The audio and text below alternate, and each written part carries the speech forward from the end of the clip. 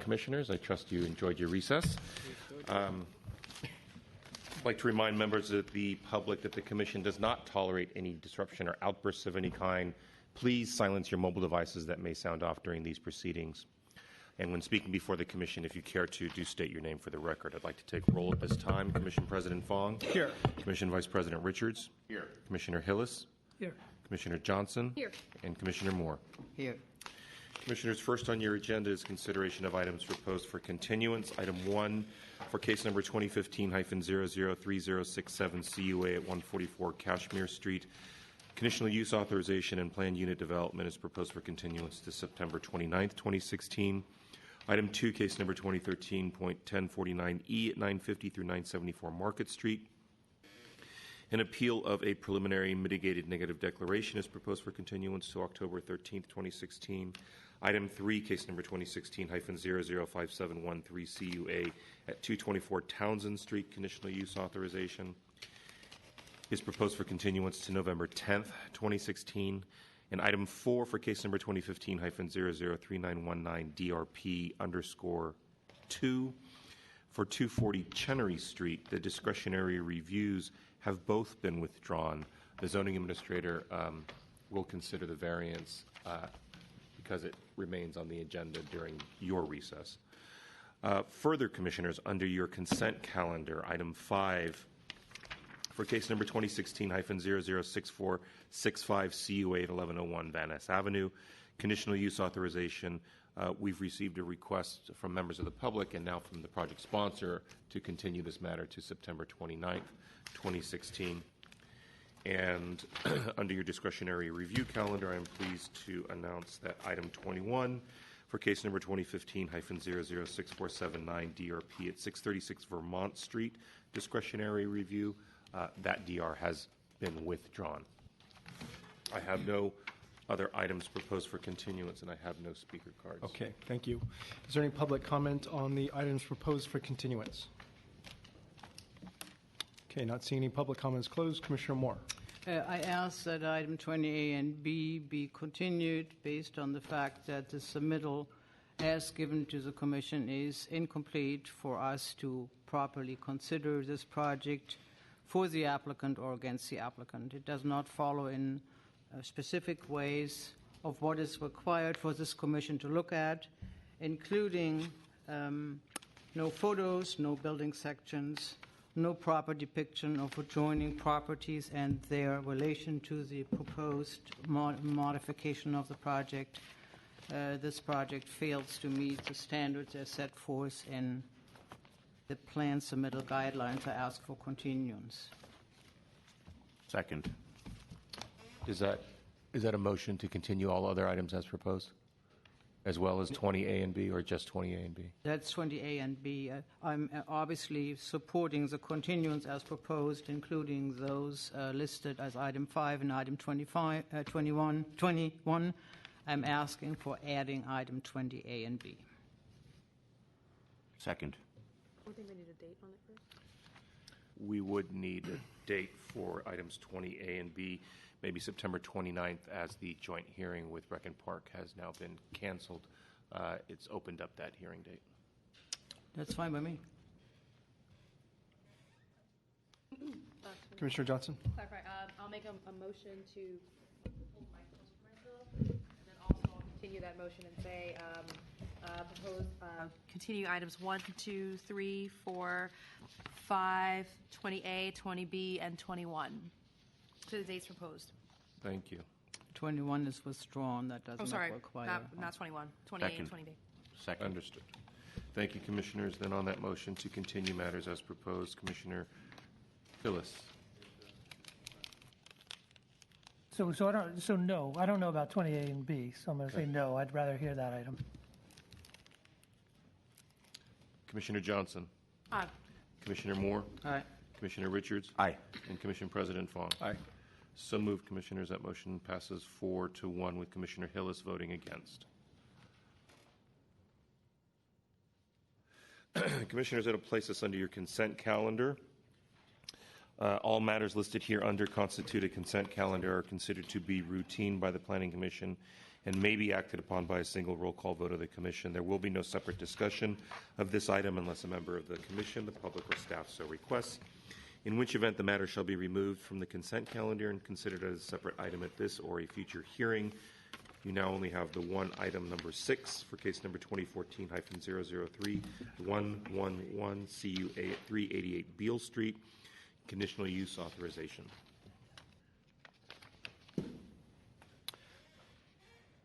Okay, is there any public comment on the items on the consent calendar?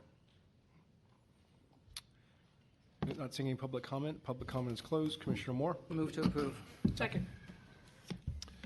Thank you, Commissioners. On that motion, then, to approve item 6 under consent, Commissioner Hillis, Aye. Commissioner Johnson, Aye. Commissioner Moore, Aye. Commissioner Richards, Aye. and Commission President Fong. Aye. So moved, Commissioners. That motion passes unanimously 5-0 and places under Commission Matters item 7. Consideration of adoption draft minutes for August 4th and August 11th, 2016. I did receive one correction from a member of the public that duly noted under the minutes for August 4th, under the discretionary review calendar, item 15 for 60 Russell Street, the action item number 3 should indicate set back the top floor 1.5 feet, not 1.5 inches, as it is. So we'll make that correction. Okay. Thank you. 1.5 inches. Commissioner Moore? Move to approve together with the modifications as read into the record. Second. Thank you, Commissioners. Then on that motion to adopt the minutes for August 4th and August 11th, 2016 as corrected, Commissioner Hillis, Aye. Commissioner Johnson, Aye. Commissioner Moore, Aye. Commissioner Richards, Aye. and Commission President Fong. Aye. So moved, Commissioners. That motion passes unanimously 5-0. Commissioners, that'll place us on item 8, Commission comments and questions. Commissioner Richards? A couple of things. We were gone nearly 4 weeks, and I have to say that was a welcome break given that we kept adding back all of the fifth Thursdays.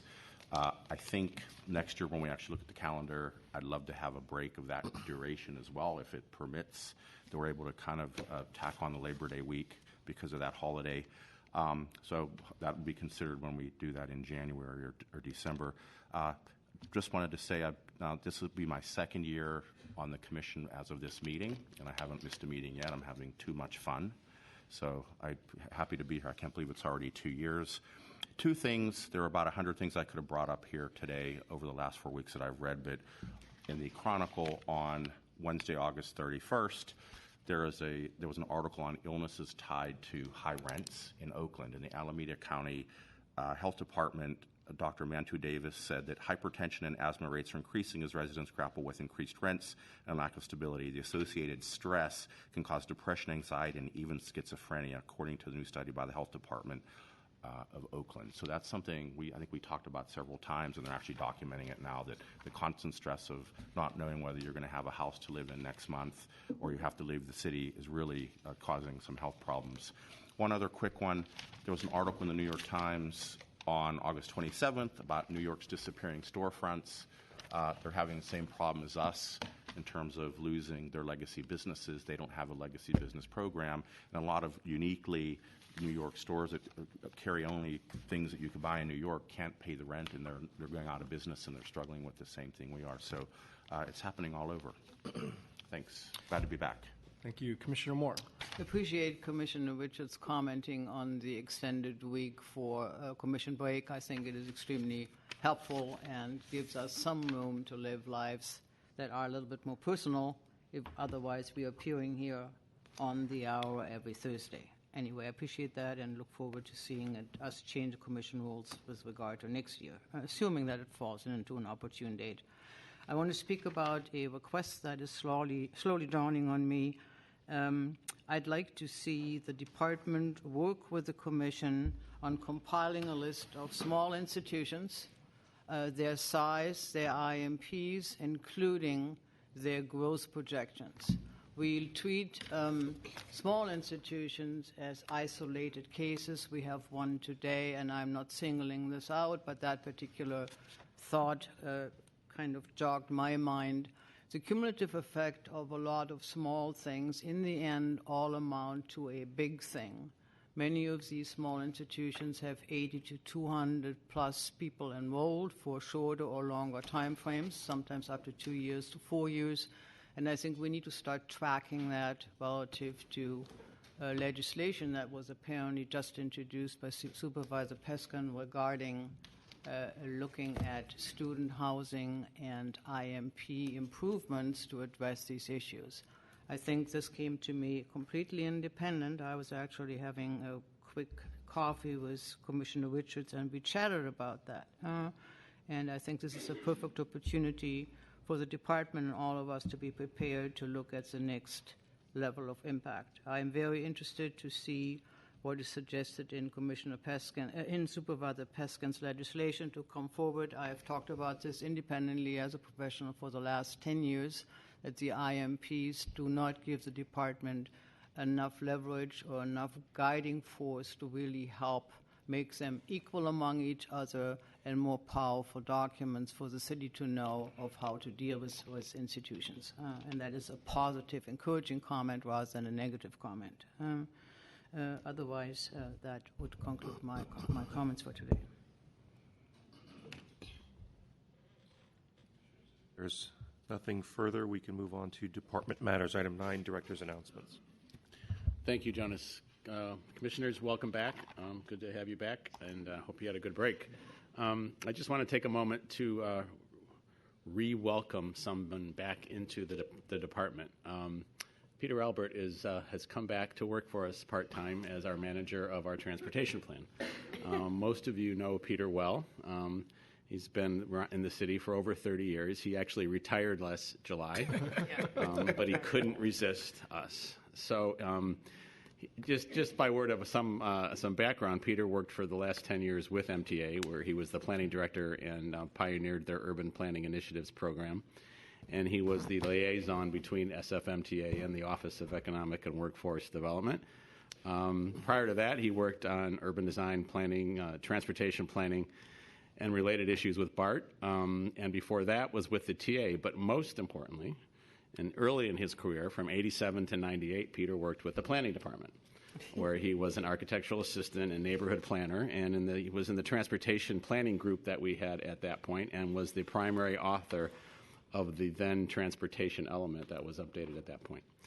So we are very pleased to have Peter back. He has a background in both architecture and planning from Cal Poly San Luis Obispo, and from San Jose State, and he has lived in San Francisco for 32 years. We are very pleased to have him back to help us manage the overall transportation plan, which we are managing with our colleagues at the TA and the MTA. And I think Peter will be with us for at least 6 or 7 months to make a transition to a new staff. So 9 months. Okay, great. So Peter, welcome back. You would like to say What do you want to you're 8.5 months away from retirement. Again. Thank you. It was easy to find my way back to the microphone because of the path I've trodden on this carpet for so many years, but I like to be back very much. It's kind of a full circle career, as the director noted. By the way, good afternoon, President Fong and Commissioners. The last big project I worked on for the planning department was the update of the transportation element. This opportunity to come back and make sure that so much has changed, first of all, in those 20 years, and the element itself has been amended and updated.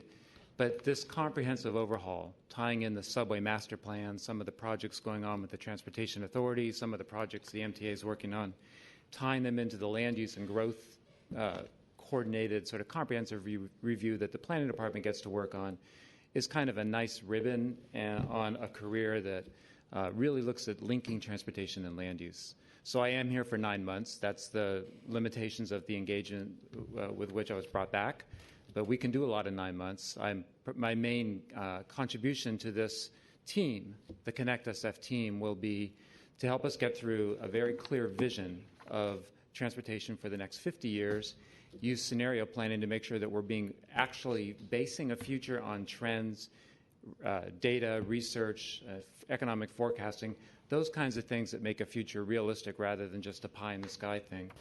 And then to make sure there's a good transition between me and a permanent manager for the project. So the last 2 months of the 9-month gig, I'll be helping oversee a transition between my temporary engagement and a full-time person managing this plan.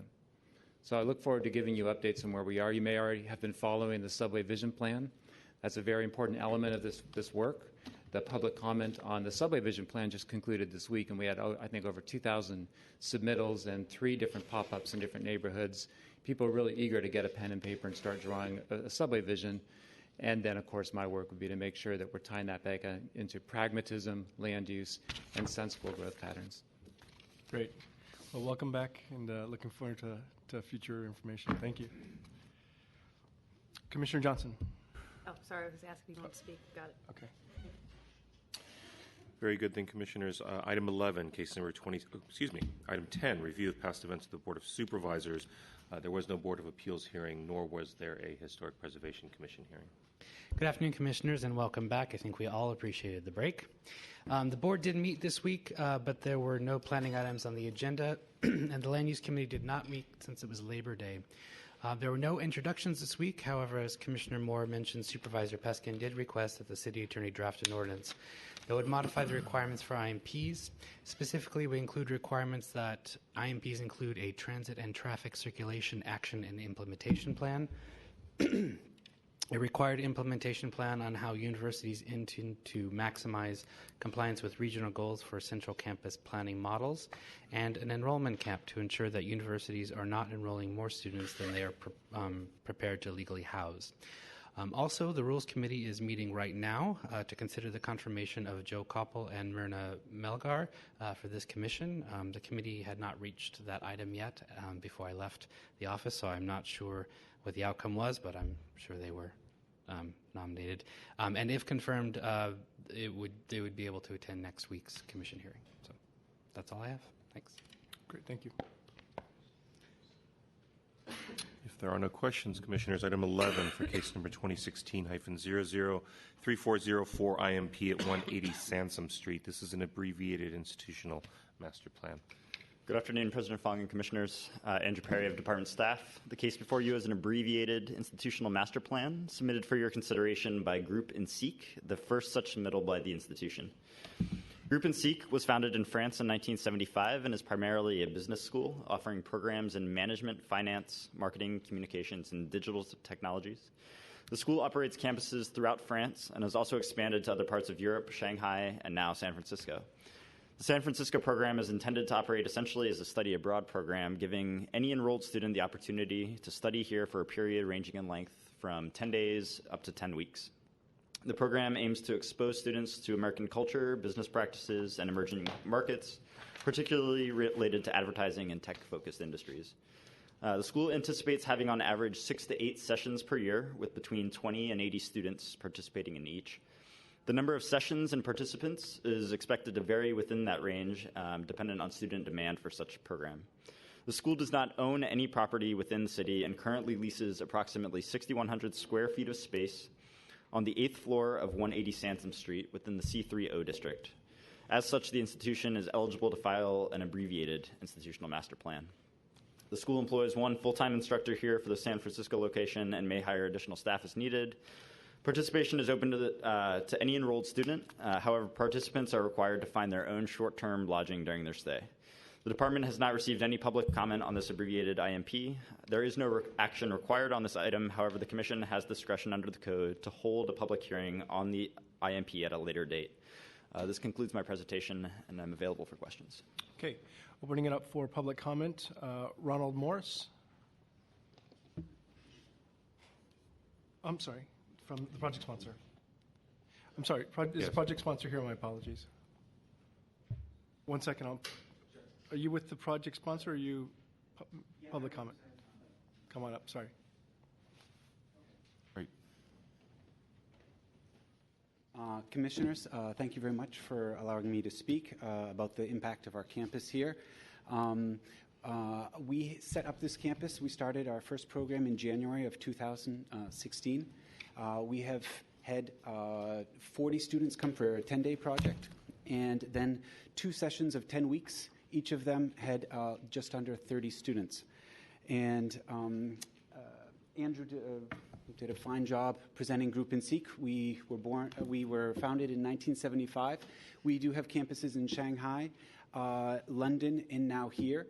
They are what we consider to be satellite campuses. So students are coming just to get a bit more of an international dimension to their studies. Strong focus of what we're doing here is contact with practitioners, whether they be in the public sector or whether they be in the private sector, and for students to have an immersive, experiential session. And all I can say is that so far the students are absolutely enthusiastic about their experience here, and they leave here and become ambassadors for San Francisco all around Europe. Thank you. Thank you. I'll stay in case you have any questions. Yeah, you can stick around. We might have some questions for you. Sure. We'll open up to public comment now. Okay. And calling Ron Morris. That's me. Oh, I'm sorry. I've got this all. All right. First day I back could do to it school. again. I was just warming. No, you're. I think you did great. Is there any public comment on this item? Okay, not seeing any public comments closed. And Commissioner Moore. I'm in great support of these types of smaller institutions. I just came back from Europe, seeing the great benefit of students having the ability to really dive into an international exposure, which is so relevant in almost all subject matters, given that the world is becoming really one practice. And having said that, the compliments to you. My point is reminding the director that the discussion I asked for as part of our work list looks exactly at the cumulative number of these smaller institutions to give us better guidance with respect to some other issues, including the ones Mr. Alpert mentioned earlier. Thank you.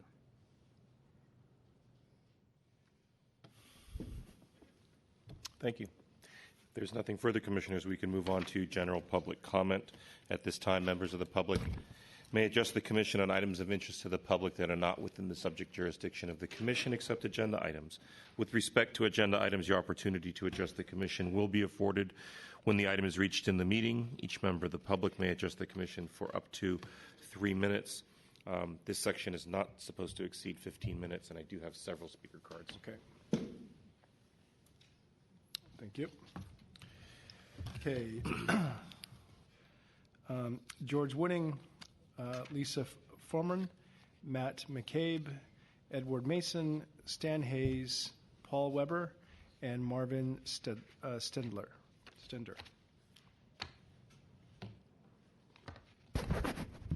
Good afternoon and welcome back from well-deserved vacation. This testimony pertains to CSFN and other neighborhoods. Initial comments on the August 5th, 2016 draft on the Urban Design Guidelines, or otherwise UDGs. The original January 21st, 2016 draft UDGs promised neighborhoods a 5-month period of neighborhood UDG draft interaction. The actual report itself states, fundamental to these guidelines is the idea that good neighbors make great neighborhoods, and great neighborhoods make a great city. Please work with us on this. The neighborhoods want our 5 months of commentary and participation, public outreach, and the consultation with the community and the neighborhood organizations must be conducted.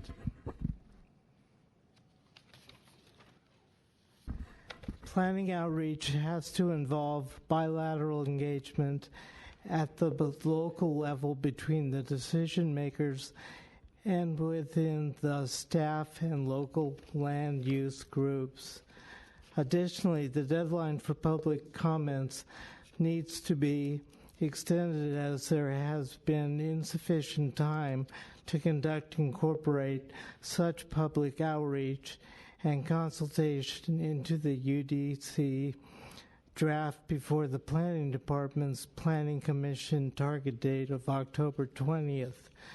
We are asking for the indefinite deferral or suspension of final consideration of UDGs until the 2017 expected residential design guidelines have been proposed and vetted, which should occur concurrently with the vetting of the prospective urban design guidelines. One should not occur without the other because of their likely integral operation. There is also confusion created by the January 21st UGD executive summary and the guidelines themselves. The neighborhoods cannot tell whether they are intended to apply to citywide, including in R-zoned districts or in just mixed use or commercial transit districts as well, and whether or not they are intended to replace the existing urban guidelines element. Thank you very much. Next speaker, please. And folks that have called or have speaker cards, if you want to line up on this side, we'll make use of our 15 minutes. Good afternoon, Commissioners. My name is Lisa Fromer, and I am the president of the Liberty Hill Neighborhood Association. Although today I am speaking as a concerned resident, since my board has not yet taken a position on this matter. We're concerned that we only heard about this document, the draft Urban Design Guidelines, the UDG, almost by happenstance and accident. We were under the impression that the Commission was going to revise the residential design guidelines roughly around now in the fall. But then became aware that this entirely new document had been drafted, and that caused serious concerns for us, particularly because, again, we were promised 5 months in the draft document. It talks about public outreach and review from February to June of this past year, none of which occurred. The Urban Design Guideline contains language that says it may become the overarching design review document in all districts for all buildings. And this raises some pretty serious concerns for us in the low density residential neighborhoods. Liberty Hill is also an historic district, and this really causes some concern.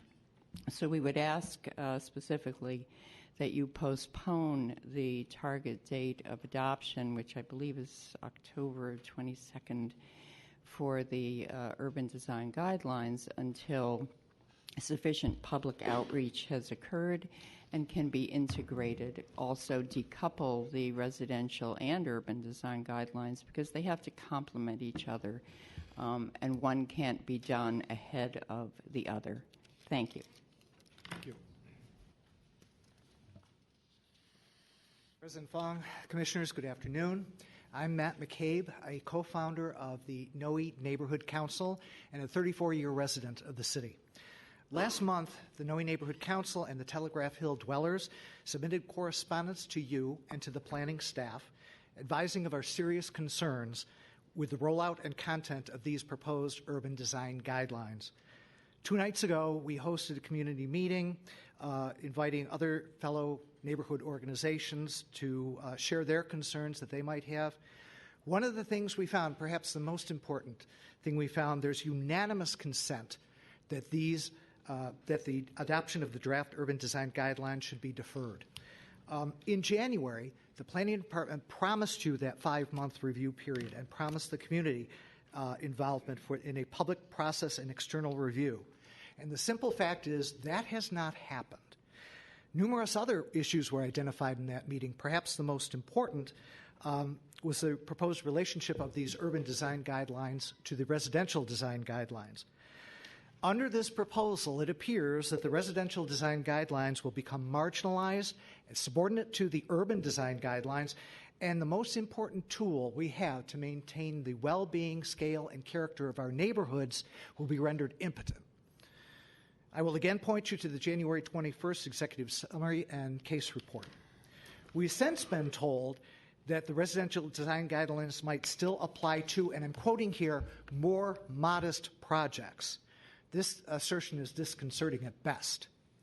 The Noe Neighborhood Council and our fellow neighborhood organizations respectfully urge you to move consideration of the urban design guideline proposal to next spring. This would allow for that 5-month public process and external review, as well as concurrent development and adoption of both the urban design guidelines and revised and strengthened residential design guidelines, ultimately leading to more cohesive public policy. Thank you. I have a couple of items I'd like to distribute to the commissioners, if I could, please. Thank you all very, very much. I'm Stan Hayes. I'm the president of the Telegraph Hill Dwellers, and I'm here today to talk to you about the urban design guidelines. One of the most important design review documents in the city, scheduled to come before you, I think, October 20th for adoption, just over a month from now. In January, as you've heard, the planning department scheduled a 5-month process for public process and external review of the guidelines, and despite that, however, here we are 8 months later with the current draft developed without any outreach to the community and neighborhood organizations. I'm joined here today by a number of my colleagues in different organizations from around the city to ask you to make sure that that outreach occurs and that the results are incorporated in a revised draft of the guidelines before you consider their adoption. There are a lot of reasons for that, and some of which we've tried to summarize in the letter that we're distributing to you here. A couple of initial reasons. First, not only has there not been outreach and consultation to community and neighborhood organizations, but second, the current draft does not adequately reflect the urban design element in the priority policies in the general plan. Third, too many of the illustrative examples that are in the guideline are of a modern, highly urbanized, and hard-edged design, which are not really representative of the character and diversity of residential neighborhoods throughout the city. And so they're not really suited for design review there. Fourth, the draft is incomplete and premature. It doesn't have a full discussion or explanation of how it's going to interact with the companion residential design guidelines, which, as I understand it, may be as much as a year away. And then fifth, even as the guidelines are written, they can be undercut by allowing their selective waiver by planning staff. So, we ask you, please ensure that outreach and consultation with community and neighborhood organization occurs. Revise and recirculate the draft, incorporating those comments, and then bring it back, allowing adequate time for public comment. And because this certainly is going to take longer than between now and October 20th, please extend the deadline until all of this has really been done. I think all of us look forward to working with you in this process to make this very, very important step a success. We all hope to see you there. Thank you very much.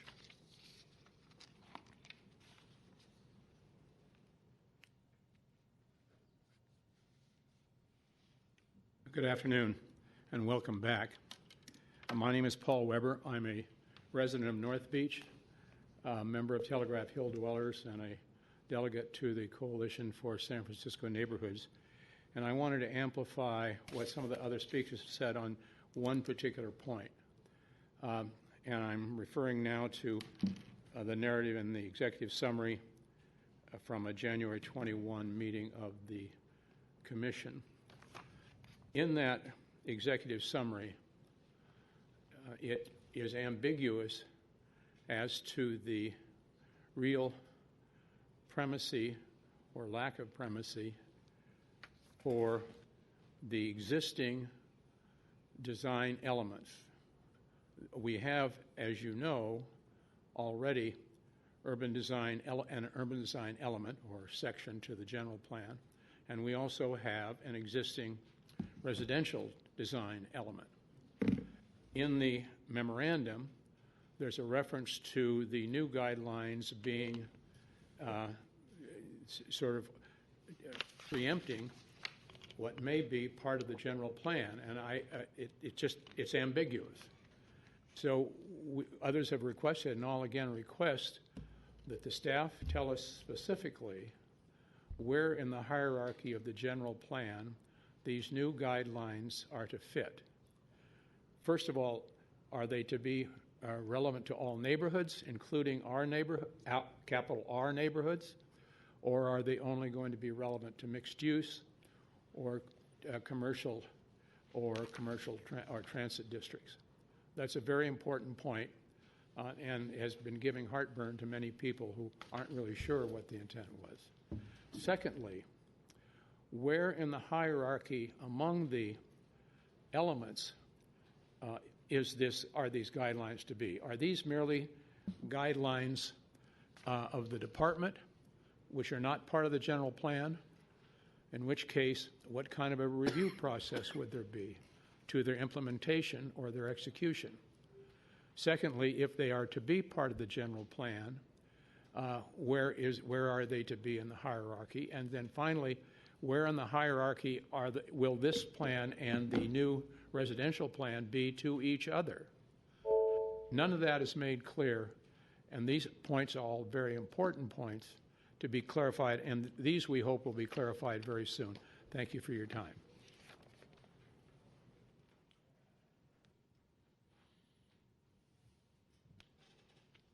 Good afternoon, Commissioners. Welcome back from your hiatus.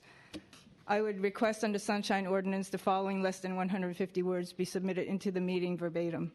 The hierarchy of the urban design guidelines in relation to the urban design element of the general plan and the objectives therein, and in relation to the priority policies under Proposition M, is unclear and conformity needs to be established. The UDG examples reflect broad brushstroke designs for all zoning and use districts. The relationship to even the existing residential design guidelines needs to be clarified. It is important to get this right because these UDGs are also included in the Article 7 legislation that you will vote on October 13. The waiver provision to say that the UDGs don't have to apply begs the question of why bother even writing them. Delete it. Request further vetting and postponement for the time not allowed for all other public members. Thank you. And I submit. Thank you.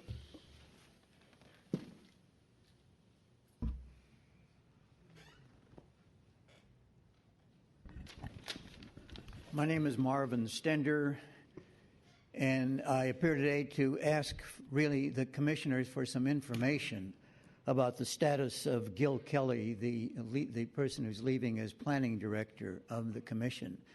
And the nature of my interest in that status stems from his duties on the sea level rise issues that have been recently the subject of a great deal of controversy and interest.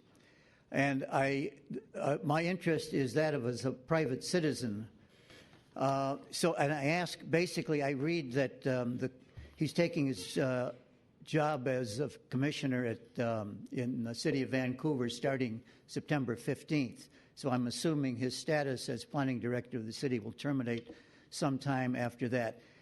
Are you in a position to tell me who is going to succeed him as planning director and who the deputy planning director has been?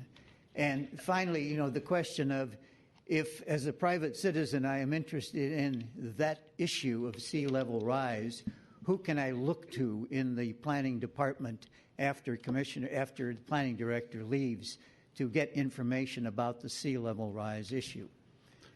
Maybe if I could break protocol. Sure. Gil was not planning director. I'm the planning director. Gil was the director of the citywide planning division. His last day with the department was on Friday. I didn't mean to diminish you. No. I just wanted, just to be clear, just for the public record, I just wanted the public to know that I'm not leaving the department as of yet, anyway. But anyway, Gil did co-chair the Sea Level Rise Committee, as you point out. He is temporarily replaced. His position with the department is temporarily in the hands of Adam Verrett. But I can give you the information afterwards about who to contact with respect to the work that we're doing on sea level rise. Thank you very much. Surely.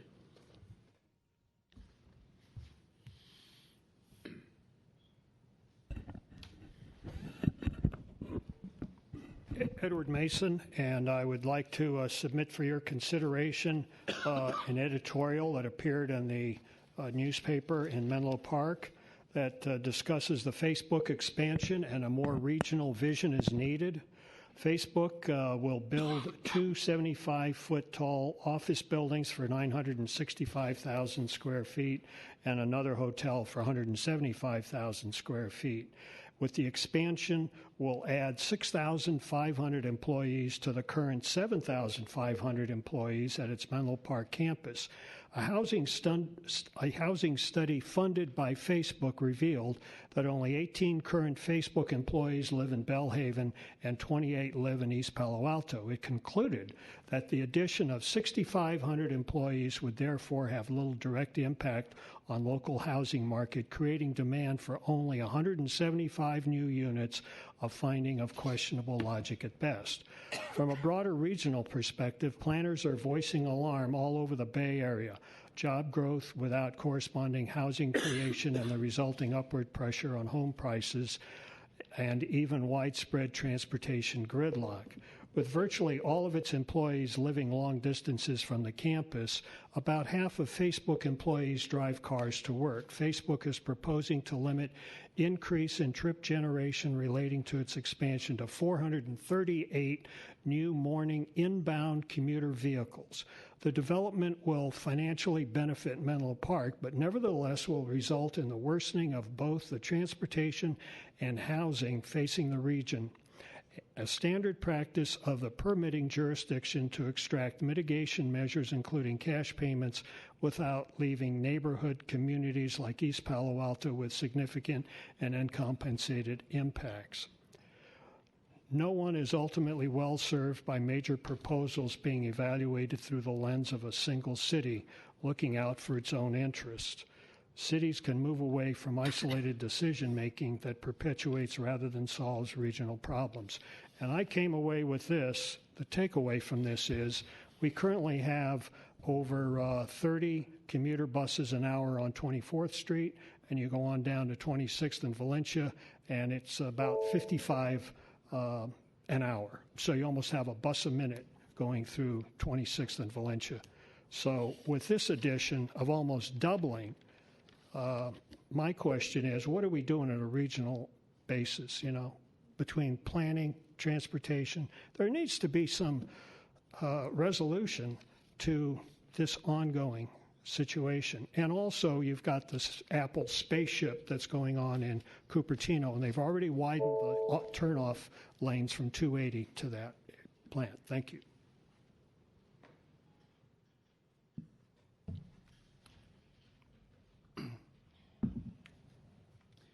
Good afternoon, Commissioners. Pardon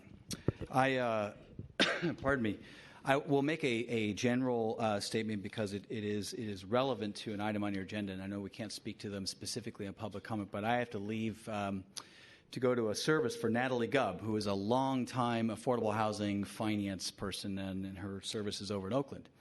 I would just suggest that as there are efforts to encourage and make it easier for developers to provide housing for specialty markets, that one of the things we always have to be cautious about, as it was with Live Work and business services and the early days of group housing, is to ensure that our monitoring and enforcement to make sure there's no cheating is really tight. And I think there's a tendency to fall on good intentions and then have to mop those up later when good intentions get usurped by market temptations. And we're dealing here in a market environment where every conceivable kind of boutique housing or development has a potential profitable incentive. So as you consider efforts to try to deal with our housing needs in various ways through creative legislative proposals, I would encourage you to make sure that the city and the public has the monitoring in place and the enforcement and the penalties to ensure that those good intentions are carried out. Thank you.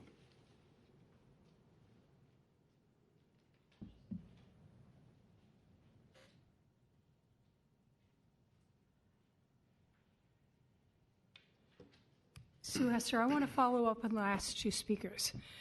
The city is replacing a long-term planning director. The planning department has a role to play in the region. And it's more than sea level rise, there was one thing. The whole scheme that you have in the planning code, from transit fees and housing requirements, came from this side of the aisle. It didn't come from the Planning Commission. It came from people giving long, arduous testimony on the connection between the expansion of the commercial district and the need for housing. That was in the 70s and the late 80s, the early 80s. So the planning department doesn't internalize what the connection is at the level that the community does. We have dropped down in San Francisco to not being a model for the rest of the area. There should be affordable housing requirements all the way up and down the peninsula from San Francisco, give up on Marin, but San Francisco, Marin, Santa Clara, San Jose. And what the gentleman just spoke about in Palo Alto was true.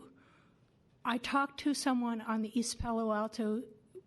He was formerly a city council member. He's now in the city council all the time about what they're struggling with, trying to get cities in Menlo Park and Palo Alto to deal with in terms of housing construction. Everyone post-Prop 13 is looking for the demands of taxes, and San Francisco is absolutely no different. That's what's driving how we're dealing with the the internet economy.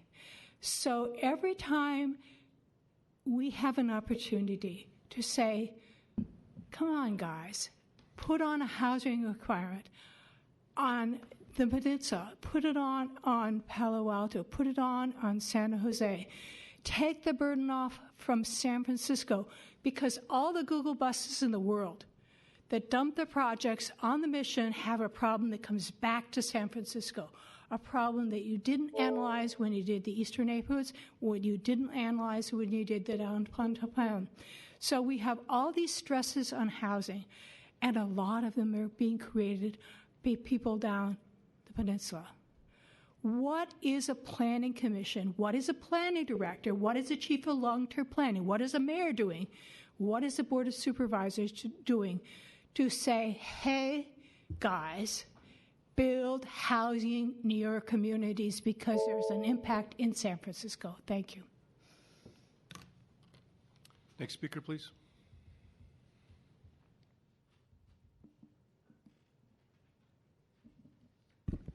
Good afternoon, Commissioners, and welcome back to what promises to be an entertaining fall series of hearings.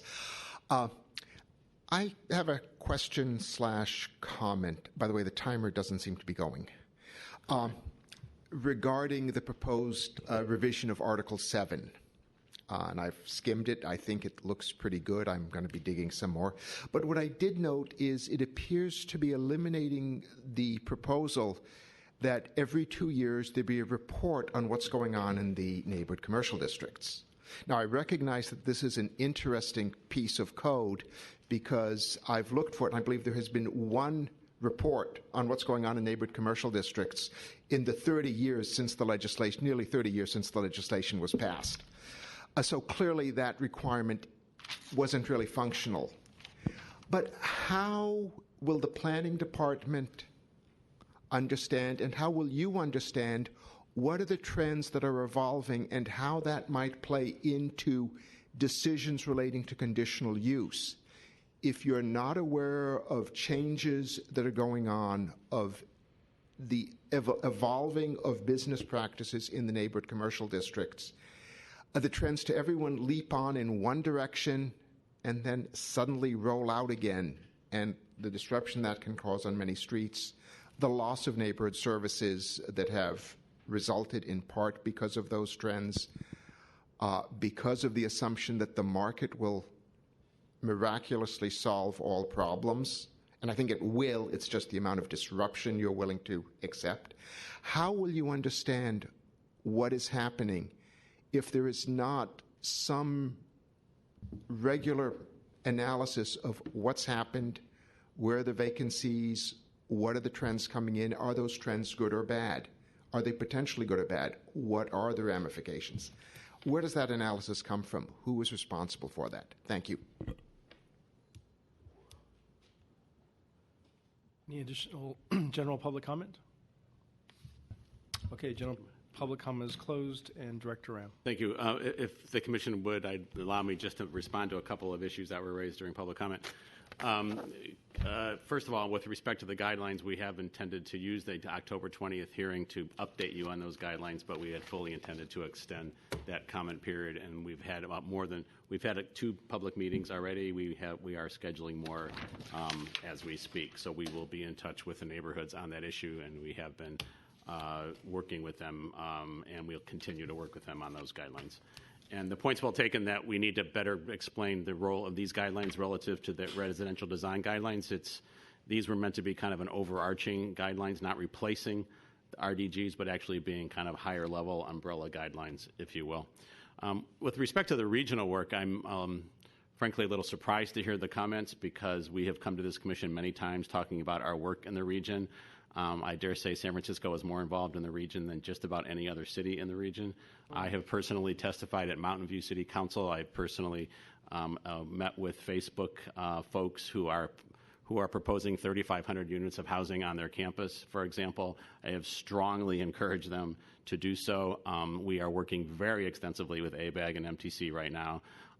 And one of the major regional issues that we have been able to incorporate in Plan Bay Area is the need for both MTC and ABAG to seriously fund affordable housing near transit in all parts of this region, certainly not just in San Francisco. We will continue to update you on the regional issues. I will be happy to do so in the future as I attend more meetings. But I want to assure you all that the department is heavily involved in regional issues and will continue to be. It's a personal interest of mine and something that's critically important to the future of the city and the region. Thank you. Thank you very much. Commissioner Richards. A few things. Wow, we had a lot of pent-up comments over the last 30 days. That was really interesting. A couple of things, actually more than a couple. So Director Rams pointed to, I think, some of the public's point on the urban design guidelines versus the RDG. Some type of an executive summary with a history and a genesis, with the purpose, what they apply to, what they don't apply to in terms of size and districts, relationship between the two sets of guidelines, and then I guess how each one relates to the urban design element would be, I think, welcome and actually help everybody really understand what the two are for. So that I hope we could be able to do that, and I'd love to sit down and have a chat with you over lunch on that. The other one I'm really surprised at, as well as the director, is on this regional planning issue. It's interesting to hear people want a regional planning solution. I do too. However, it's hard to have a regional planning solution with local control. So when you go for regional solutions, you want to coordinate things, you're going to have to give up some level of control, and I know that's scary, but that's the only way we're going to be getting any regional solutions. And how we do that is something that we're going to have to figure out, because as soon as we start giving up some control, we're going to have people marching on City Hall saying we need more control, we need more local process. So that's one thing that struck me on that. I do agree with a lot of the commenters that a regional solution is necessary.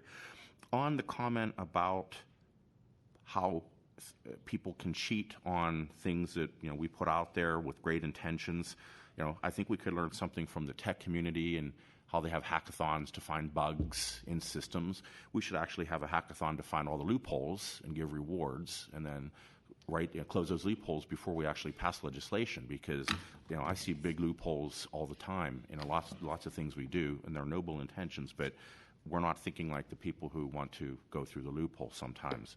And lastly, what's interesting is I was going through my many feet. Commissioner Richards, I'm going to interrupt you because this matter is not on the agenda, and so we should probably defer it to some other time.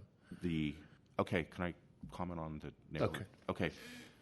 I was going through my paperwork that I've had over the last 10 or 15 years over the break, and I came across NC 20.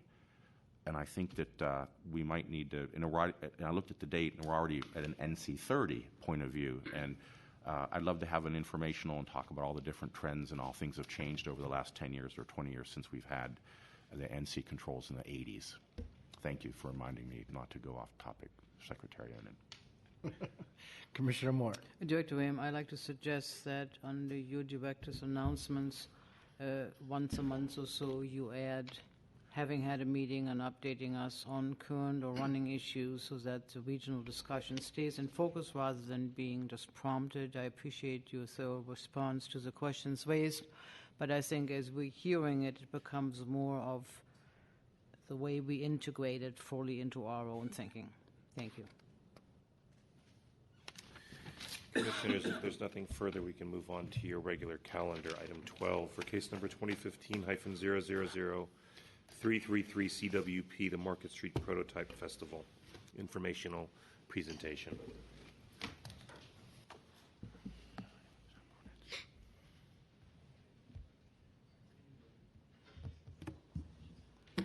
Good afternoon, Commissioners. President Fong, it's great to be back with you this fall. And we have an exciting fall indeed. Lots of issues on the city's agenda.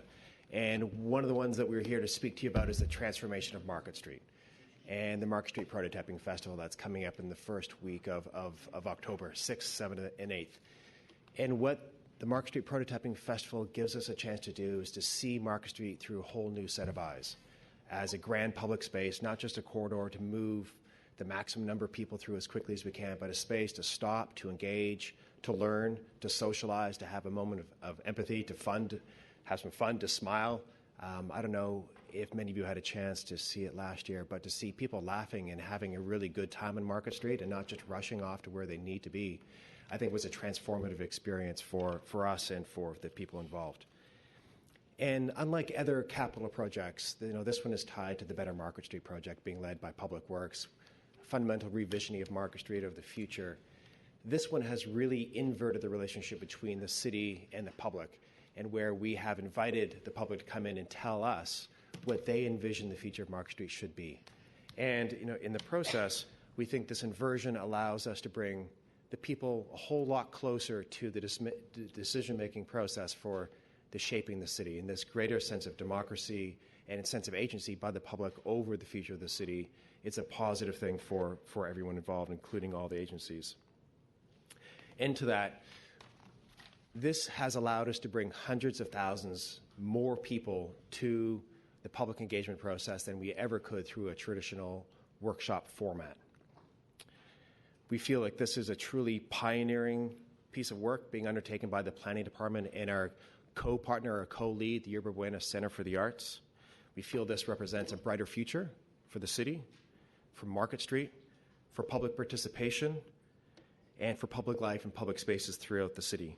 And it highlights the opportunities that cross-sector partnerships can really bring in order to bring new ideas, fresh perspectives, and a lot more energy and a lot more people to the very, very important topics of what the city should look like in the future.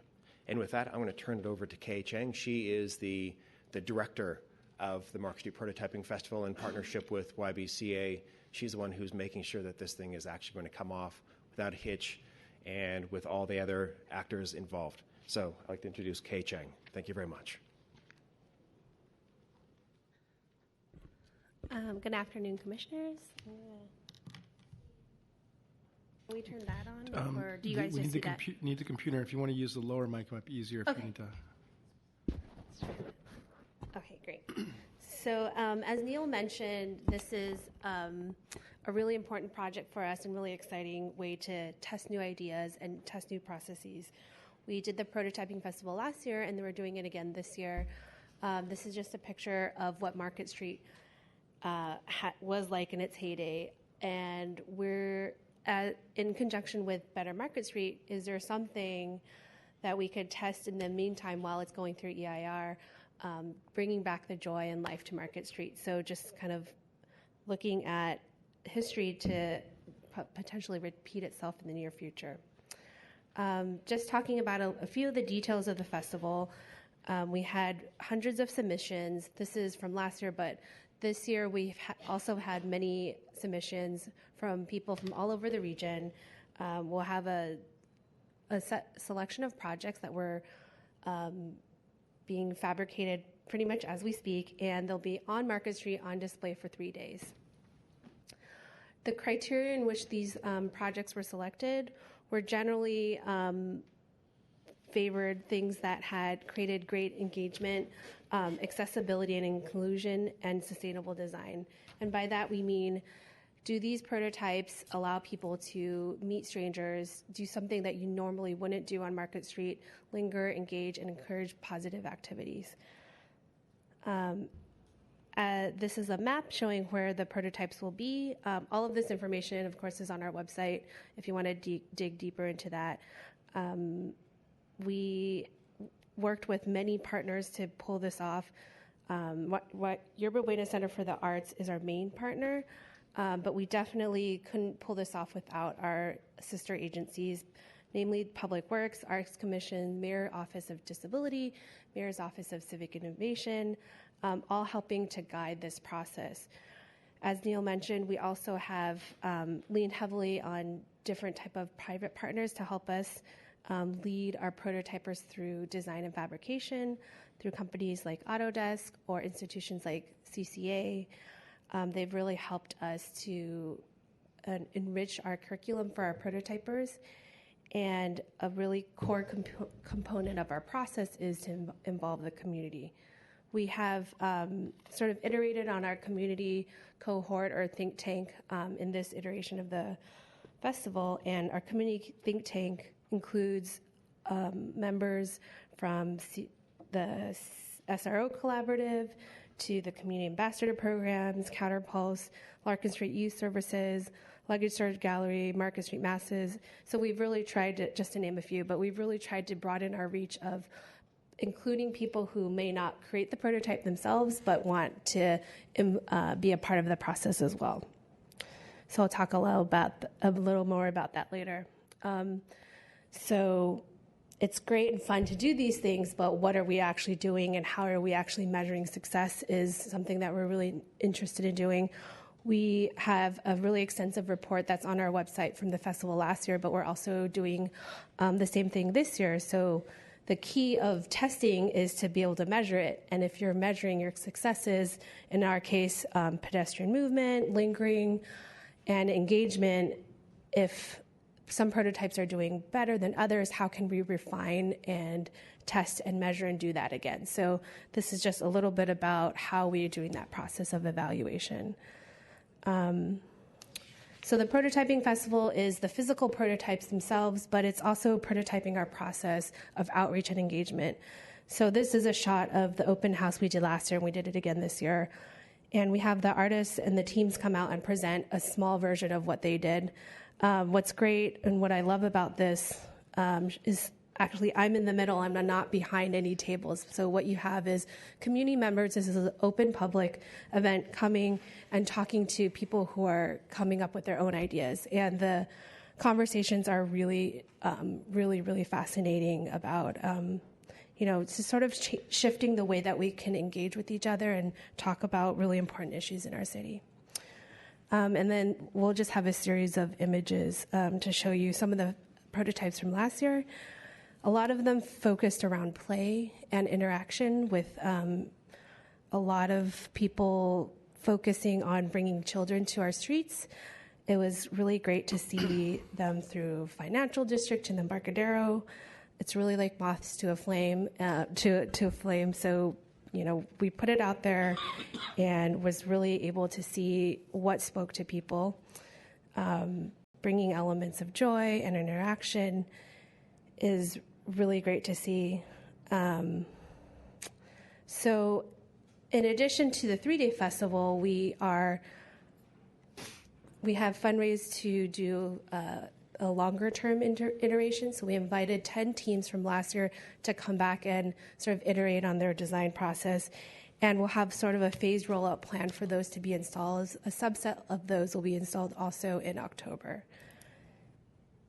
And just a few more shots from last year.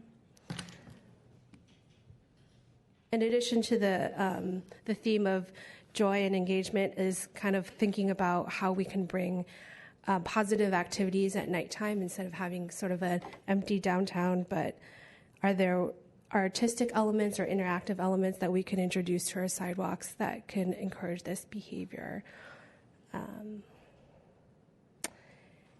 And Lastly, the Swallowtail is the name of the prototype, that the community prototype that I talked about earlier. So those community think tank people got together. We led them through a series of exercises, and we paired them with a designer to create their design. And the middle design there, Swallowtail, is what they decided on, and it will be installed in Central Market alongside all these other open call prototypes in October. And then this is just a shot of the youth team. We have 14 students from around the city that are involved in a design and architecture internship. They're design and fabricating their idea at McConnell High School and local too. So they will be installing their prototype alongside the rest of, the festival. And it's really great to see them out there and hearing what their ideas are, and, getting them engaged in city discourse and how they want their streets to be. And so to conclude, the festival for this year is from October 6th to 8th. And we're really excited about it, trying to get the word out there. And definitely we'll be having some tours. We can invite you if you're interested in getting a one-on-one tour. We could introduce you to artists, or if there's any kind of that pique your interest, we're happy to share more information. Thank you. Okay, thank you. Does that conclude staff's presentation?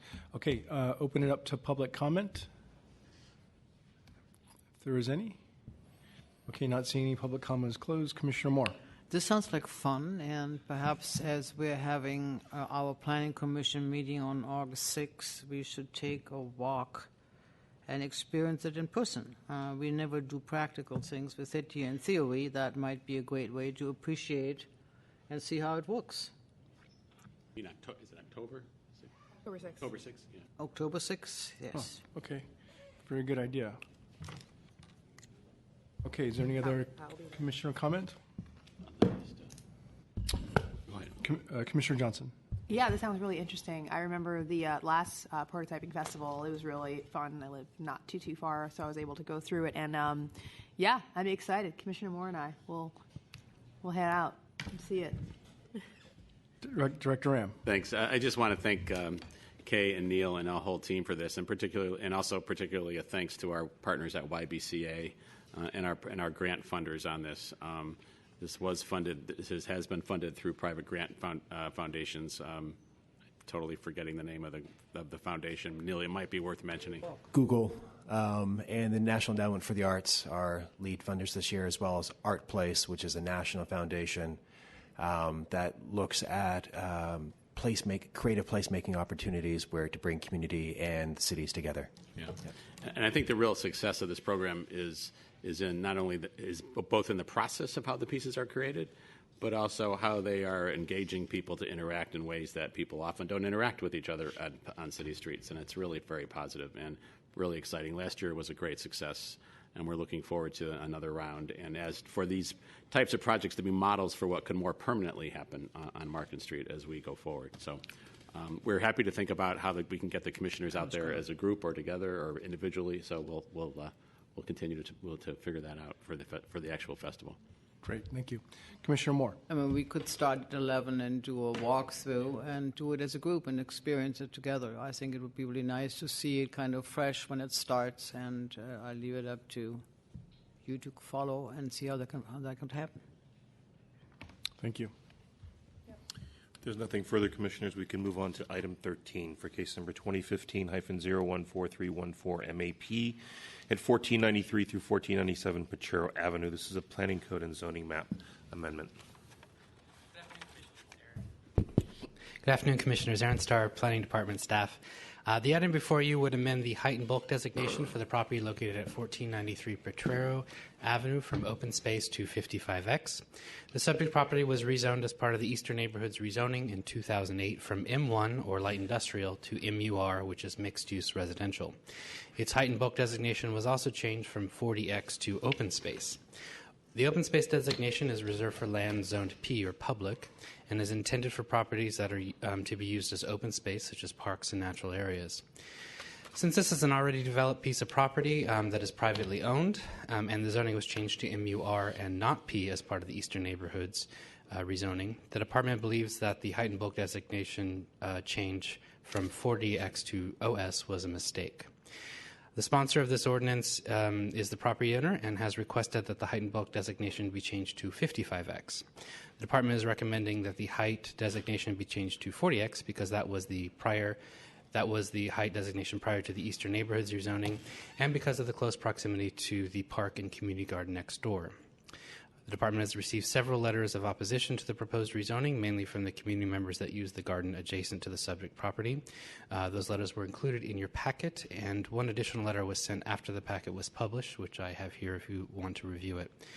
There was also a letter from the Recreation and Parks Department included in your packet discussing the department's concern over any future development on the site. And that concludes my report. Thank you. Okay, thank you. Okay, opening up to public comment. Amanda Warder and Cinnamon Scallon.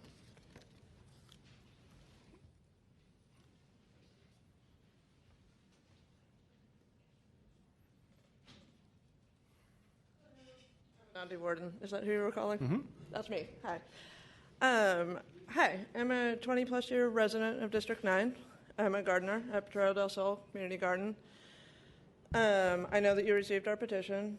You received the letters. You know that, not a large number of us were able to be here today, but there are a lot of people who are really invested in this, both at the garden space and from the artist colony, which is under threat by this height raise. This artist colony and garden space collectively used to be known as the farm and have been in this space since 1971. When the farm split up, it was divided into these two entities, which are, I believe, the longest continually farmed land in the city and one of the oldest artist communities in the city. The commissioner, who sadly is not here at the moment, spoke earlier about legacy businesses and the importance of preserving some of the city's legacy in the face of all the changes that are happening right now. And I think that this artist colony is a huge example of one of those legacies that we need to save. The culture of the city is changing drastically. People are being driven out. And these are the kind of spaces we need to preserve. It is threatened by this height raise. And the garden is, threatened to the point of extinction. This property is directly to the south of the garden. We're in the northern hemisphere. The sun shines from the south. Without the sun, we cannot grow plants. If this height raise goes through, if it's actually acted upon, there's no more garden. This is the second oldest community garden in the city. There are many people there who have been gardening for 20, 30 years. Gone. Nothing. No point in it existing anymore. I myself got a plot there after my cancer treatment, and it has been one of the most important things to me in making an emotional recovery. It's this huge part of my life. There are people in the garden who bring their children down and teach them about growing plants and things that you don't have access to in the city a lot. There are people, I have a garden neighbor who grows food and donates it to St. Anthony's. We have a number of people who are lower income who grow much of their own food there. It's a tremendously important thing. And to raise this height, you can build taller buildings all over the city. It's happening today, every single day. There are plenty of other places. This is not an appropriate place for this to be happening. And again, I just want to reiterate that from the artist colony, from the garden, from the community at large, there are a few of us here, but we're representing a large base of opposition to this change. And yeah, thank you. Thank you. Next speaker, please. Good afternoon, Commissioners. My name is Kieran Scallon, and I'm a community gardener at Potrero del Sol Garden, which borders the site with the proposed ordinance change. I'd like to object to the rezoning of the 1493-97 site because of its 55X designation, and my objection is based on the impact on the garden. I'd like to support the Planning Department's recommendation of a 40X designation. And I'd like to refer the Commissioners to a presentation that was sent to each of you by Mary Beth Puttup, who is the Gardener Coordinator, and she prepared a PowerPoint presentation. And I have a hard copy and a soft copy with me if you want a reminder. In support of the garden, I have a couple of points to make, or in support of my position in relation to the proposal and the important service the garden provides, and how it can be threatened by unfettered development on its borders. This application is not solely a correction of a rezoning error, but it's an attempt to rezone the site from the Planning Department's recommended 40x height to 55x. And as Amanda discussed, the community garden is an important resource. It's an important resource, and it's an affordable resource for the community gardeners, their family and their friends. There are currently 80 plots in the garden with 116 active members. It reflects a large ethnic diversity, large socioeconomic diversity, large age diversity. So it's an equal opportunity place in the city for people to come together and garden. Not only does it provide fresh food, but it also provides ideas. It promotes healthy eating and respect for the environment. It is, as Amanda discussed, historical significance with the farm, which would take a whole afternoon to impart the significance to everyone. It also was a recent winner of the National Recreation and Parks Award as a favourite community garden, which shows its support in the city. And this was only one of 15 national awardee winners. Currently in the winter, there is a shadow from 1493 and 1497 on the edge of the plot, which affects, on the edge of the garden, which affects a number of plots. And we predict that if the building increases in size, that this will only get worse. And, gardens such as this are important buffer zones, particularly where this is located at the edge of the freeway and the various on-ramps. And, it is important in that respect. And if you look at a number of the other areas around where the garden is, which do not have a garden, or other fixtures, that they are sources of dumping, etc. In summary, a development exceeding the current height and dimensions would negatively affect the garden and the surrounding park and neighbourhood in which the garden resides. And I appeal to the Commissioners to reject the proposal in its current form. Thank you very much. Okay, is there any additional public comment?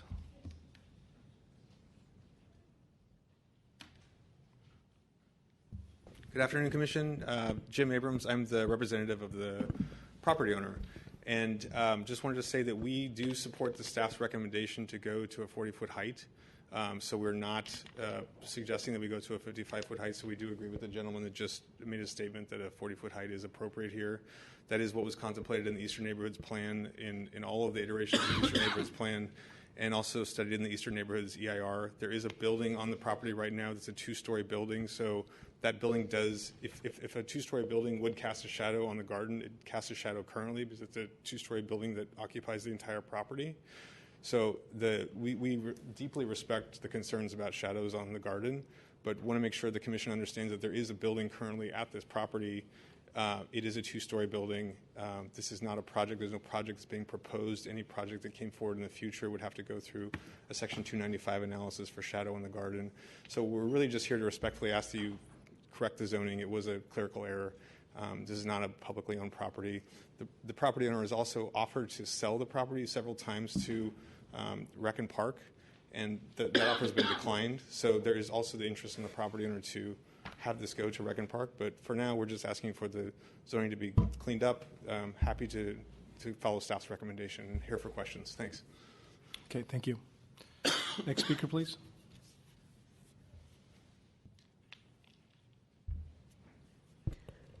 Hello. My name is Ivy McClellan. I'm a 20-year resident of San Francisco and a 10-year gardener at Potrero del Sol.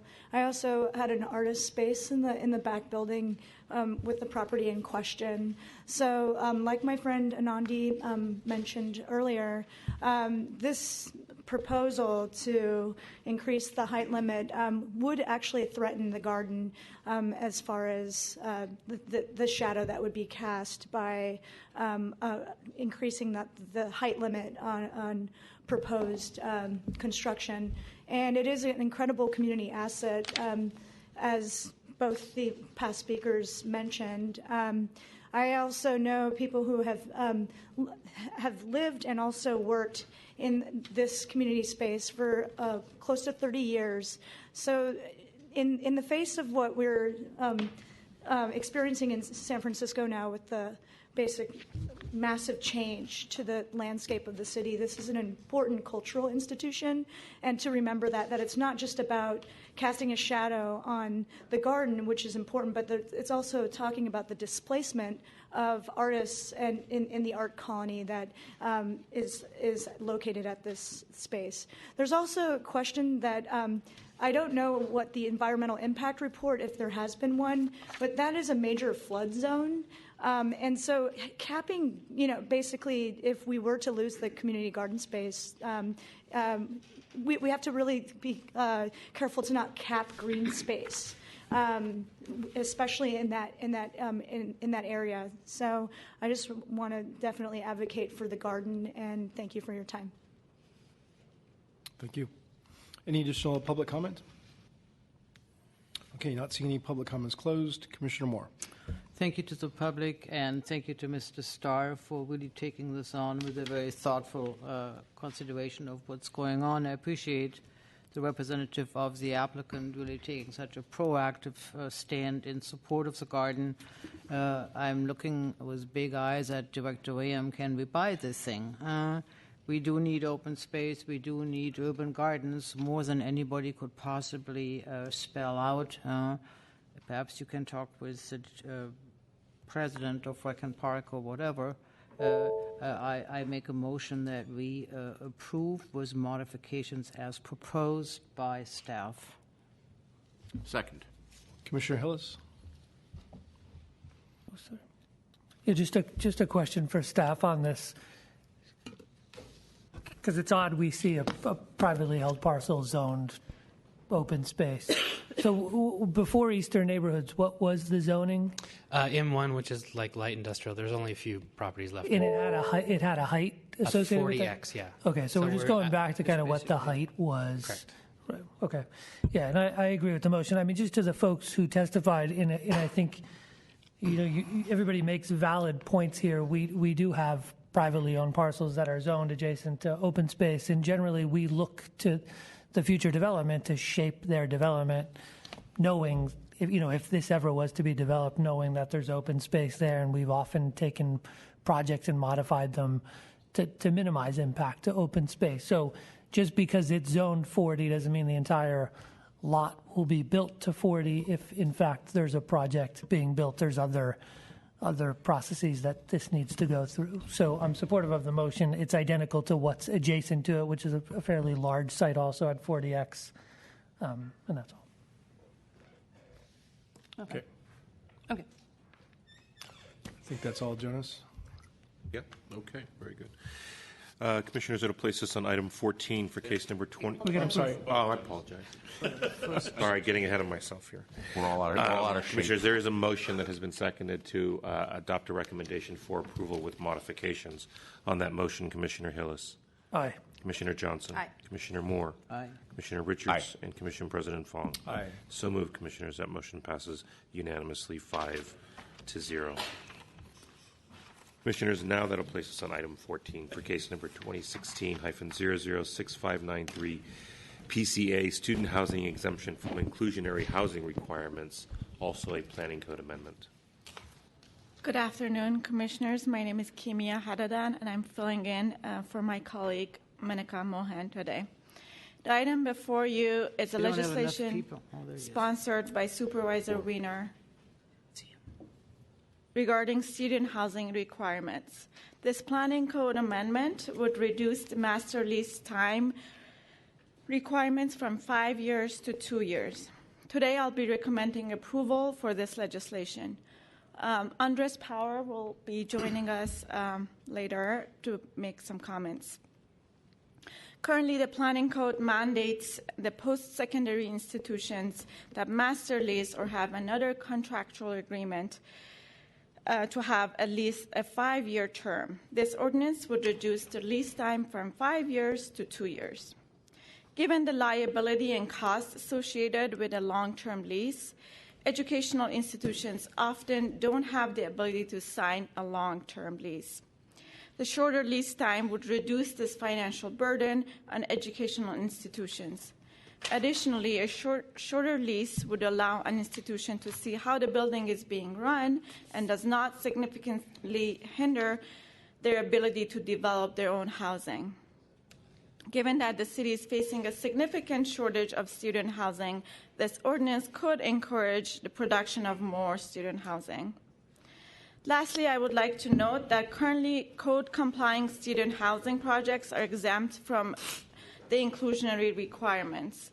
Upon completion of the lease term, if the owner chooses to convert student housing to residential units or group housing, they will be subject to inclusionary requirements. The proposed legislation would maintain this provision intact. That concludes staff presentation, and the department asks that the Planning Commission recommend approval of the proposed ordinance and the attached draft resolution.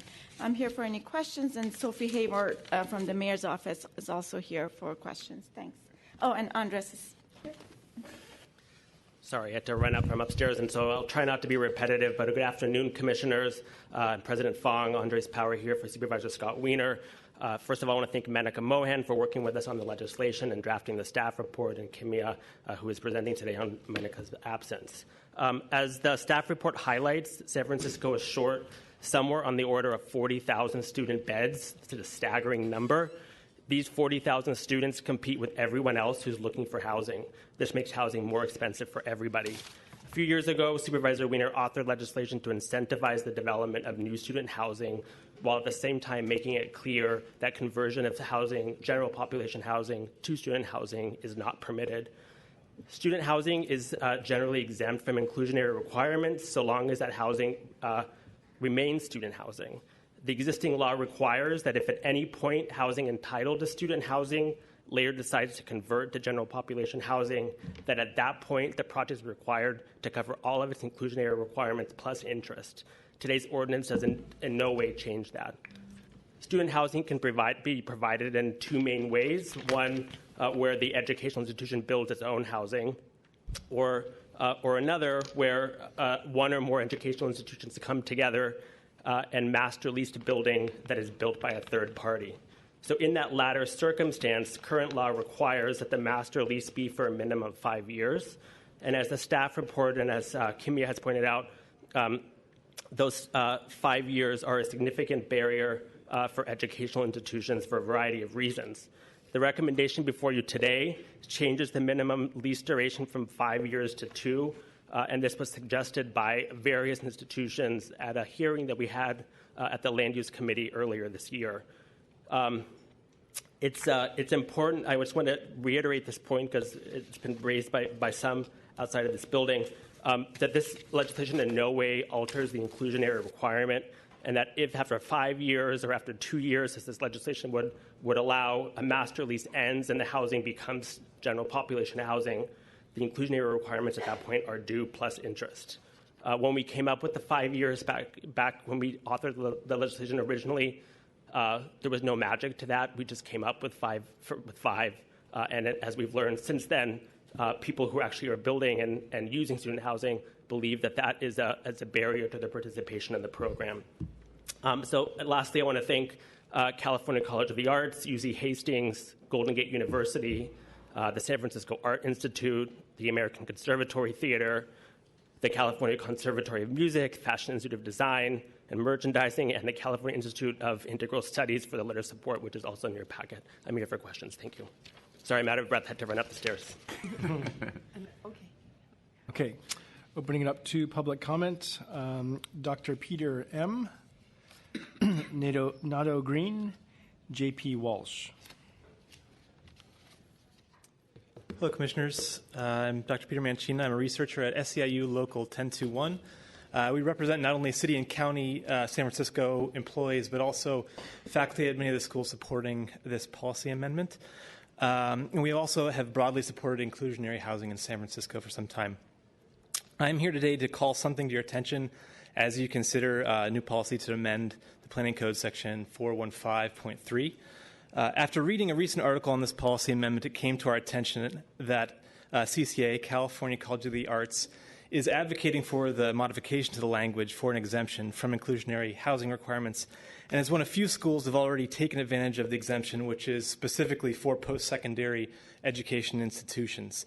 We'd like to point out that CCA is currently exempted from institutional master plan requirements. They do have an institutional master plan from April 2013, covering projects through 2015. However, it was voluntarily submitted as opposed to being required. To move forward on CCA's most recent student housing projects, prior to the start of this academic year, the planning department did not require them to complete a required full IMP, instead requiring them to merely provide a voluntary update letter. On April 22nd of this year, CCA submitted that letter to the planning department. The reason why they're exempt from IMP requirements is that the planning department for all these years, even until this moment, in our eyes incorrectly has determined that CCA is a vocational school, not a post-secondary education school, and therefore is exempt from IMP rules. However, now they're arguing for an amendment to the exemption that they have already taken advantage of. It's specifically for post-secondary education schools through the section 415.3. So it sounds to us like CCA has been taking advantage of both exemptions for a long time, exemption from full IMP rules and exemption from the inclusionary housing requirements. The public in the neighborhoods where CCA is building needs you to hold CCA to the rules. Please don't let them sideline the public so that they can move forward faster on their housing projects with less public scrutiny. And I submit some various documents on this issue. Thank you very much for your time.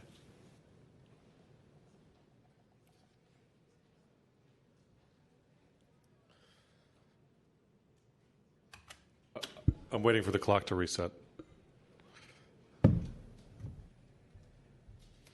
I'll burn out Peter's 35 seconds. I'm Nato Green. There we go. I'm Nato Green. I'm here on behalf of SEIU 1021. We represent the faculty at CCA. I just wanted to elaborate on Peter's point. One of the reasons why this matters and should be a concern. It's not. I mean, we support what Peter Cohen was saying earlier, that the new initiative should be enforceable, and if you have one of the applicants currently not complying with the city codes while they're taking advantage of the benefits of these new programs based on a 30-year determination that they were a vocational school, that is a sort of concern out of the gate. And for CCA in particular, it is in their, this is not secret that I'm about to reveal to you, it's in their plan to close their Oakland campus and consolidate operations in San Francisco. That's on their website. It's in their strategic plan. It's in their report to their own board of trustees. It's all public information to CCA, but it doesn't appear anywhere in the documents that CCA has with the planning department of San Francisco. It's not in their 2013 IMP. It's not in the planning documents that they've submitted for all the projects that they have in development around their San Francisco campus. And presumably there are a lot of other impacts that are going to come up that would be in the purview of the planning department that would result from a campus consolidation. And so it appears that what CCA is trying to do is to get projects through before they have the additional scrutiny that would be triggered by their campus consolidation. And we just feel like the process should be fully transparent out of the gate. We're glad CCA is supporting some projects that the department is involved in on Market Street. That's good, but that's not a substitute for complying with the city codes. Thank you.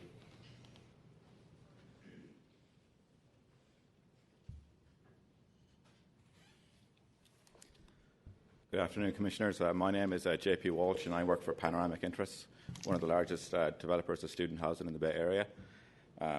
Our most recent project was done in 9th and Mission, where it's been leased to two schools, the CCA and the SF Conservatory of Music. Both those schools signed a master lease with us for 5 years. And since that project has been incepted, there's been a lot of schools interested in student housing and come and tour in the building. I believe, Commissioner Rame, you visited our building once too. And you know what we found, there's been a lot of positive interest amongst all student organisations in the city, and they would love to sign student leases with us and with other developers, but they cannot sign up to a 5-year lease term. What we've heard is just it constrains them too much fiscally, and they don't have the flexibility they require, or the time period. So what we've heard from not only we've heard some schools listed who signed, I believe, a letter, but a lot of other schools have come to us and said, if it's possible to get a shorter lease term, they'll be able to commit for us as a developer. And once we have those commitments, then it'll be easier for us to start new student housing construction in the city. Essentially here, we'd very much support reducing the term from 5 years to 2, and any questions, happy to answer them. Thank you.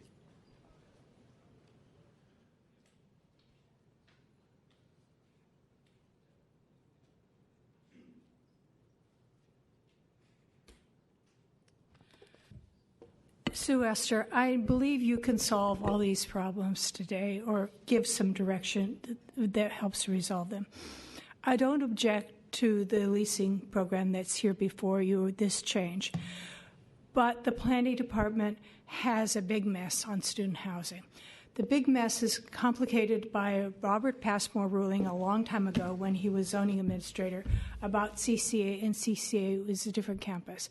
That can be resolved by the planning department going back and doing an evaluation of CCA as it exists right now and say, you have a requirement to file an institutional master plan. And the IMP should have disclosure of the California College being closed in Oakland and their obligation to build housing. You have information that is very good, the summary in your packet of the housing that's built or leased. And you also have the letter from 9 institutions saying, help, build housing. I note the huge exemption that's on the list. The second largest institution in San Francisco didn't sign the letter, and they run for-profit housing owned not by the institution, but owned by individuals and corporations of the Stevens family. And it's about to hit you in 2 weeks. I suggest that the planning department seriously look at the student housing issue for the hearing 2 weeks from today. You have 5 residential hotels and 2 other housing before you in 2 weeks from the Academy of Art. The Academy of Art owns 0 housing. The for-profit institution doesn't own its own housing. The Lisa 2 Corporation is controlled by Lisa Stevens, for-profit institutions. So they're for-profit leases. You have to insist on really good information. We have an institution that has a 20-year-old exemption from Bob Passmore. That's a really nonprofit arts institution. And we have a renegade for-profit arts institution that has mushroomed into 40 sites in the city. You should resolve things. I don't have any objection to this legislation being approved, but the planning department has to shape up. You have a scofflaw, and you have an old IMP ruling from a former zoning administrator that is way out of date. Correct that. It can be corrected administratively, and they should say, hey, CCA has to file an institutional master plan and correct it. Thank you. Okay, is there additional?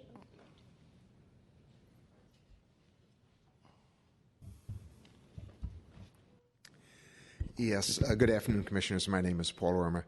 I do want to endorse this proposal, this legislation. I think it is very important that academic institutions, be they vocational or otherwise, that bring in students from out of town do provide adequate and appropriate student housing, and in particular should be strongly discouraged from taking over residential properties and creating student housing on properties that could be family housing or otherwise available to the rental market. Thank you. Okay, is there additional public comment? Okay, public comment is closed. Commissioner Moore? Director Wayam, to my recollection, not having been aware of the Passmore ruling way back when, I have seen the CCA's institutional master plan. I actually commented on it as being one of the more thorough and well-prepared plans. If there is indeed something which needs to be corrected, let's bring CCA, who are indeed a responsible institution, into the fold so that whatever is lingering from the past can be corrected. I have a hard time accepting the comments made by the public in the absence that I have witnessed for the last 10 years, the institution being responsible and doing projects which were done ahead of time that anybody was even thinking about it, including building PDR in joint venture with SF Made, etc. If you could help us commenting on what you have in front of you, that would be helpful.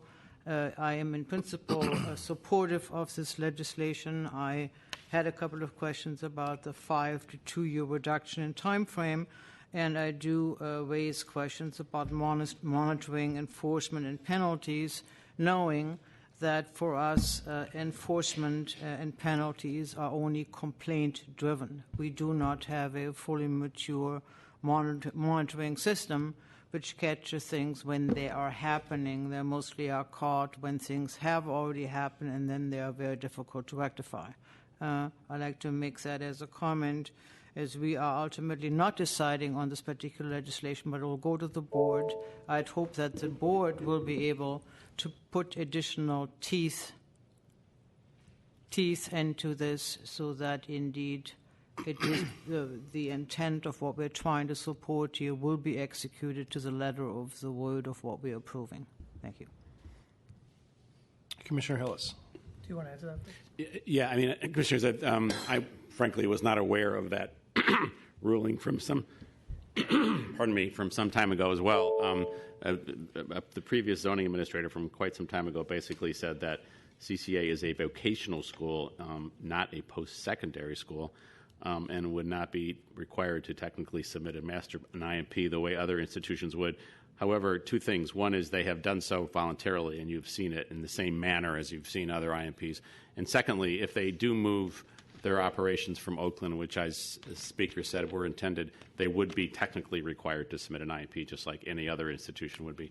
So, we can get more details on that particular ruling, but that's my understanding of the situation as it stands. And just to be clear, we do have an IMP on file from CCA, just like we do from any other institution. Thank you. Commissioner Hillis. Yeah, so it's good Supervisor Peskin has introduced legislation to Peskin on IMPs, because I think we've heard a bunch of issues about IMPs, and I think we've always grappled with how they work, and they're not really enforceable, or they're just advisory. So I'm glad we'll have that discussion eventually and agree kind of with the commenters. CCA kind of seems like it's an institution that should file an IMP. They have, which is good. I think the letter from their attorney said they didn't file an update because they didn't have any changes. Because what we've seen is CCA being a pretty good actor with their submissions of IMP, as well as kind of going out and taking steps to build new student housing, which we've encouraged other institutions to do. And I mean, if you look at the list of projects that have been done and are contemplated to be done, most of them are CCA, relatively small or moderate-sized institution in the landscape, but is out there providing for housing for its students, which I think is great. So anything we can do to encourage more institutions to build housing. It surprised me they didn't do it on 5 years and needed this kind of 2 years, but if that's the case, I don't think there's a big harm in changing that, and we should encourage this change to happen. And as far as enforcement, I agree. We should make sure students live in those projects, but should be relatively simple to enforce, given I don't think we'll have tons of these student housing developments being built. So I'd certainly encourage this and move to recommend approval. Second. Commissioner Richards. I'm very supportive of the need for student housing as well as for taking barriers out of the way to help create it. So absolutely in support of it. I do have two questions that come up that struck me as I read this and heard Mr. Power speak. First is if a lease were not to be renewed and the housing became general public housing, not student housing, what requirement on the percent or fees would be applicable? The time the lease was started, the time the lease ended? Do you have any idea? And I guess, Ms. Hayward, I have a question for you as well, so if you have the answer, I have a double header for you. So they will be subject to the inclusionary requirements. I'm not exactly sure which time. I mean, it's.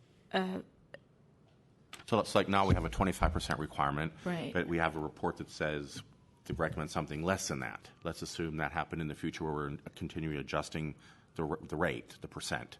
Which one would apply? I think because of the way the ordinance is written, it would happen when it no longer was used as student housing. It would be whatever the ordinance was in place at that particular moment in time. Thank you. And a question for Ms. Hayward. So we heard one member of the public get up and speak, and I, in commission comments, kind of rambled on a little bit. The monitoring and enforcement process is only good as the integrity of the process behind it. So can you tell us what that process would look like? I saw what it was written, but how would you implement that? Sure. Sophie Hayward from the Mayor's Office of Housing and Community Development. Thank you. MoCD is responsible for the monitoring component. I just want to make sure there's a clear line between the monitoring and the enforcement. Enforcement would be planning. Correct. Right. So okay. Enforcement would be with planning. We monitor our BMR units and our affordable housing units on an annual basis. And this is just sort of the reverse. If a project were to convert to, I assume, market rate housing or any non-student housing, they would need to disclose that on a monitoring form to us, and then we would let planning know, and they would initiate the enforcement procedure or they would initiate the fee collection procedure. Sure. They would owe the inclusionary fee plus interest, and if they fail to disclose this, they would initiate enforcement procedures because of the violation. Okay, so we're trusting the institutions to come forward and say, hey, the lease ended, it's no longer, or the property owner say that it's no longer, it's more. We are, as we do with many, Okay. In many cases. I mean, at the time of approval, when a project is approved as student housing, their notice of special restriction and their condition of approval specifically calls out any change in the status of student housing requires notification, and then we check. I will say currently there are 2 projects that are subject to this monitoring. It's not burdensome, and certainly we will scale as appropriate. It would be great if we have more institutions providing student housing. Sure. The switch from 5 years to 2 years doesn't really impact our monitoring. So just one last question. Do you actively go out to monitor, or do you go literally call them and say, hey, you still have student housing, the lease is up? And I will be honest, because we have 2 right now, it's pretty easy to pick up the phone and call. Cool, okay. Technically, if it were a much larger portfolio, the requirement is that they proactively contact us every year to confirm the number of units that are being used as student housing, and we make sure that it's consistent. Okay. If it gets big, I'd hope that maybe we could just be active with it. Thanks. I'm very supportive of this. I think it's a great idea. Commissioner Johnson. Sorry, hi. That's just a quick question for me to understand it. So this is for if there's, let's say, a building, right, and then a post-secondary institution wants to use that building as student housing, they would have to sign a master lease. There would be conditions that would say that this is now student housing, and then when the lease is up, it would revert or change to some other status. Do I have that right? Almost. I don't want to go too far into the planning world, but when I was at planning, I worked on this. So just one point of clarification is that student housing has to start as student housing. You cannot convert from another form of housing and make it student housing. Right, that's what I thought. Okay. That's why I was confused. Okay. All right. So I guess my question is around the 2-year time frame then. So thank you for clarifying that, because I was confused. I was like, wait a second. I thought student housing was student housing. Why are we talking about leases and not leases? Where did that number come from? Because I think I understand the purpose. If I understand the purpose of this, it is to, if you're a post-secondary institution, if you plan to create student housing, or if that's part of your growth strategy, having 5-year master leases in one or more areas can inhibit you because you need to pay those costs while you're developing your student housing, presumably. So, but we know in San Francisco sometimes things can take a while. So what's the rationale for moving from 5 to 2? I think I agree with it. I'm just sort of trying to understand what we're approving here, or what we're recommending here.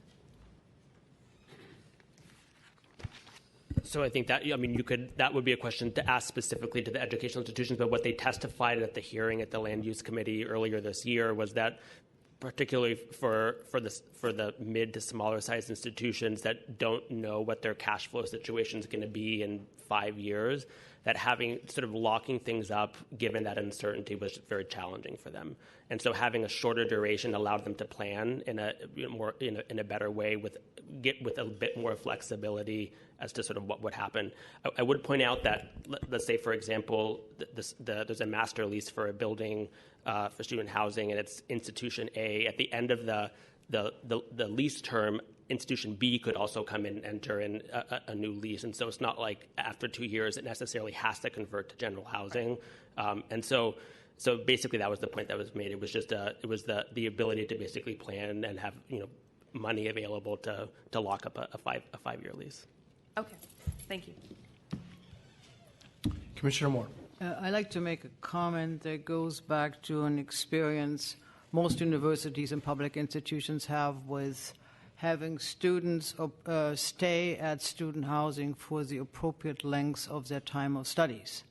And I want to see as to whether or not there is a tool by which student housing, for what it's intended to be, gets turned over proportionate to the length of an appropriate average study a student spends at an institution. And that is a monitoring element, and I'm addressing this to Ms. Hayward, between the institution and the housing itself, so that housing remains available to upcoming students rather than having students who choose to study at great or excessive lengths have the benefit of staying in housing that is provided for students who are actively pursuing studies. So I think we need to also see that institutions, but would you mind coming up, participate in this monitoring, because ultimately it is the proof of enrollment and the proof of successfully conducted studies which creates a time frame that has a length on its own by which students have to move on and get out of there.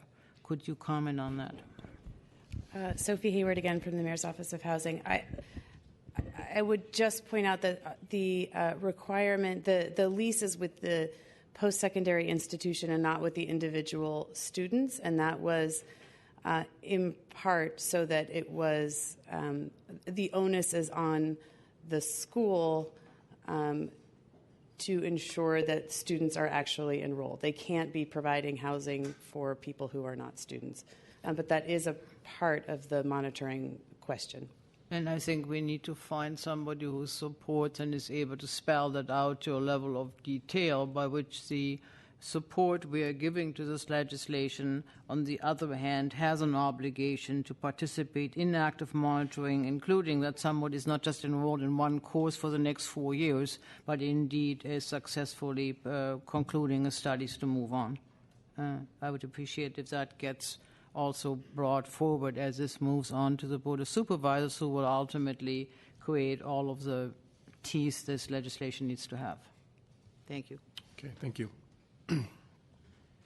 Commissioners, if there's nothing further, there is a motion that has been seconded to adopt a recommendation for approval on that motion. Commissioner Hillis. Aye. Commissioner Johnson. Aye. Commissioner Moore. Aye, and I would appreciate if some of the Commissioner's comments could be added and forwarded to the Board. Yeah. Thank you. Commissioner Richards. Aye. And Commission President Fong. Aye. So moved, Commissioners. That motion passes unanimously 5-0. Okay, Janice, the commission will take a break and be back probably at about 2:45.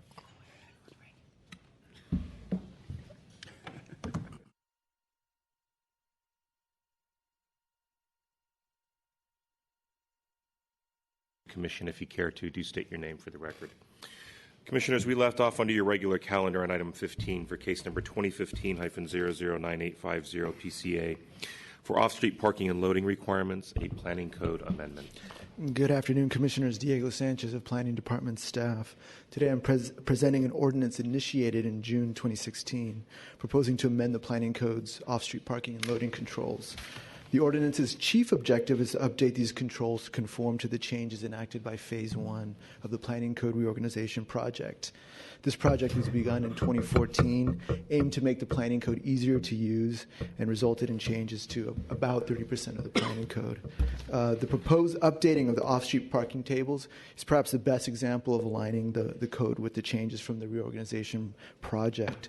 These tables are used to determine parking requirements based on land use or activity. These tables are currently out of date and use land use references that are not found in Articles 1 or 2. This obviously needs correction. The ordinance also proposes clerical and typographical corrections. These include correcting cross-references and the like. Commissioners, this forms the bulk of the changes proposed in the ordinance. However, lastly, the ordinance does propose certain minor substantive changes to the parking controls. These are done to better align these controls with the city's transit first policy, as well as with the general direction the city's parking controls have taken in recent years. One example would be the bolstering of conditional use findings for requests for parking above principally permitted amounts. These findings would require the request to demonstrate that the additional parking does not unnecessarily burden pedestrian or bicycle travel as a result of poorly designed parking facilities. I'd like to take a moment and provide you with a copy of the signed ordinance. The copy in your packet was not signed by the drafting attorney, city attorney, and as a matter of procedure, I have to provide this to you. That concludes my presentation. Well, before that, my recommendation is to adopt the ordinance as proposed. That concludes my presentation. I'm available for questions. Thank you. Thank you. Opening it up to public comment. Not seeing any public comments closed. And perhaps a commissioner? Commissioner Hillis. Sure, I'll move to recommend approval. Second. Thank you, Commissioners. On that motion, then, to adopt a recommendation for approval, Commissioner Hillis. Aye. Commissioner Johnson. Aye. Commissioner Moore. Aye. And Commission President Fong. Aye. So moved, Commissioners. That motion passes unanimously 4-0. Commissioners, that'll place us on items 16A and B for case numbers 2014.1063 DNX and OFA at 633 Folsom Street. These are requests for downtown project authorization and office development authorization. Good afternoon, Commissioners. Claudine Asbaugh, Planning Department staff. The project before you is a downtown project authorization and office development authorization located at 633 Folsom Street. Under the downtown project authorization, the project requires exceptions from Section 148 for ground level wind currents, Section 152.1 for off-street loading requirements, and from Sections 270 and 272 to exceed the bulk limitations within the 200S height and bulk district. Under the office development authorization, the project requires the authorization of up to 89,979 square feet of office from the annual limit of office development. The proposed project is located on the southeast corner of the intersection of Folsom and Hawthorne Streets within the downtown commercial support zoning district and the 200S height and bulk district. The site is also located within the downtown plan area in the Filipino Cultural Heritage District. The site is occupied by a 7-story, 174,693 square foot office building that contains 1,100 square feet of ground floor retail. The project would construct a 4-story, 92,244 square foot addition to the existing building. In addition, the proposal would reclad the existing facade with a new metal and glass curtain wall system, reconfigure the ground floor to move and expand the retail space, and construct a new corner lobby entrance.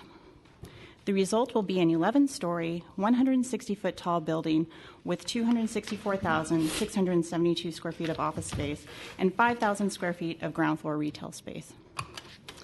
The department has received correspondence in opposition to the project from both individual residents and the homeowners associations of the two buildings located immediately adjacent at 631 Folsom Street and 77 Dow Place. The letters express concerns related to the loss of light and air, as well as impacts related to construction and increased traffic. It was brought to staff's attention that there was not a sufficient shadow analysis of the plaza located at 601 Folsom Street.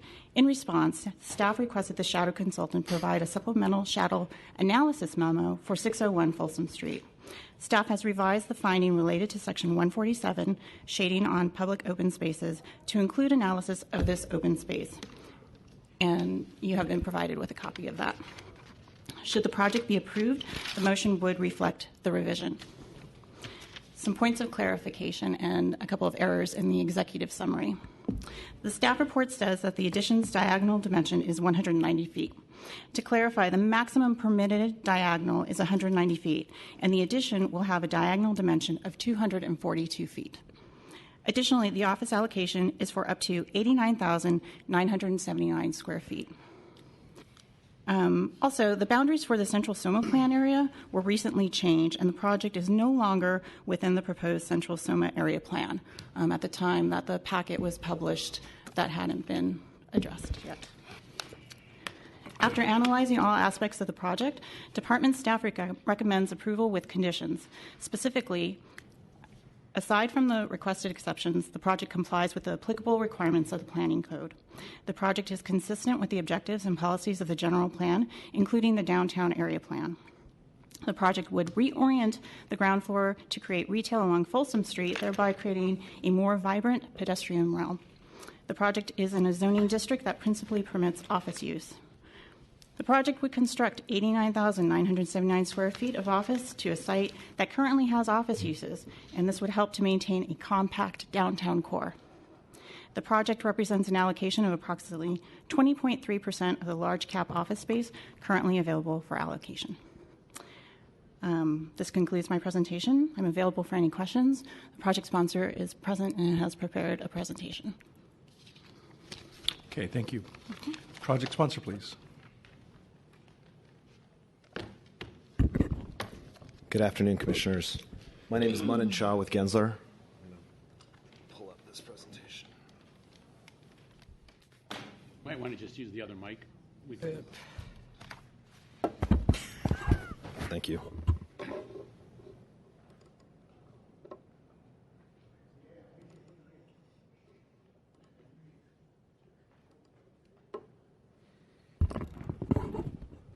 Thank you for the opportunity this afternoon to share this exciting project at 633 Folsom Street. Today I have with me Peter Weingarten with Gensler, John Kevlin, our land use attorney with Reuben Junius and Rose, and Deborah Boyer with the Swig Company, the owner of the site. When we came to this project, there we go. When we came to this project a couple of years ago, we had some major project objectives that we wanted to try to achieve. There's a unique opportunity here in 2018 where CPMC, who currently occupies the building, is fully vacating the project. The building needs major infrastructure upgrades, mechanical, seismic, and elevatoring, and this is a unique opportunity to provide all of those upgrades to this existing building. We wanted to, revitalize the project and make it more attractive to current office tenants within the market, and so there was a lot of attention paid to making sure that the asset provided that value. We also, we're really trying to. This is a modest project, and we were really trying to aim high and achieve a high level of sustainability for the project, and you'll see some unique features in the facade and infrastructure upgrades for the project as well. The greatest of which is really, reusing an existing building. We're trying to maximize the use of the existing building at 633 Folsom Street. And in doing so, with these project upgrades, we're really trying to benefit the community and the public realm along Folsom Street and Hawthorne Street with major pedestrian improvements to the ground plane. I think you're all aware of the site here at the corner of Hawthorne and Folsom. But it's important to note that this is in an important and changing downtown district of San Francisco. It's got 5-minute access to major public transit in the neighborhood and 10 minutes away from the BART lines and the Transbay Terminal. So it makes an ideal location for office tenants in the neighborhood. When coming to the existing building, it's important to understand its assets and attributes. The Swig Company originally developed this project in 1968, so they've had a long-term commitment as an owner to the neighborhood and to the quality of the district. When looking at this building in 1968, it has its original equipment in terms of infrastructure, and we're looking to improve all of that. The building is an exterior concrete framed structure, so that creates some unique challenges with dark recessed windows, the performance of which are sort of substandard by today's high performance envelope requirements, and it really creates a dark recessed entry portal along Folsom Street. There's retail that exists in that location, and the facade is stepped back, many feet, that creates a dark recessed portal upon entry into the building. When we came to the project, we really looked at how does one provide for the 90,000 odd square feet that we're trying to add to the building. And it's important to note that we're not dealing with a new ground-up development, that we're really trying to best utilize the assets of the existing building. And first and foremost is the core location. We're expanding the core to add for new elevators that are required for the high-rise requirements for the building. And in doing so, we need to center the office floor plates of the addition around that mass of the core and provide usable lease spans around that space for the office tenants. So in looking at a compliant sort of zoning massing, we centered that option around this core. And it's important to note that it doesn't sit well in terms of the existing building structure. That structure, built in 1968, has certain limitations in terms of the amount of load that it can carry, including the columns and the foundations. So,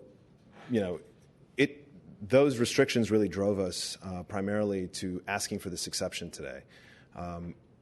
Using the assets that we have for the existing building, it's beneficial to distribute that load and additional weight of the building more horizontally across the site. In doing so, we also are able to reduce the overall height of the building, reducing it 2 stories, from 6 stories in a compliant massing to 4 stories in the proposed massing, thus reducing the height of the building from 192 feet to 160 feet. So while it's the right thing to do with the existing building, we also think that it provides less impact on the neighboring buildings and to sites outside of that by providing less shadow impact and wind impact in this proposed massing. You can see here that the proposed massing that we have provides, reasonable setbacks from the 2 adjacent properties, some of which, if you look at the blue condo property, the new addition is at its least 45 feet in terms of separation. Hawthorne Street itself is 50 feet wide.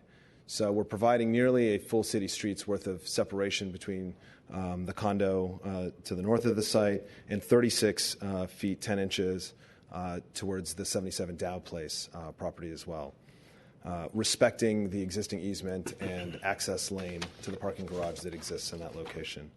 We're also maintaining the 15-foot setback that's required by the planning code against both of those properties as well. So we're not violating those. I think Claudine sort of noted some of the key dimensions, but the max diagonal that we're requesting is 242 feet. And the building length on Hawthorne is another exemption that we're looking for at 222 feet.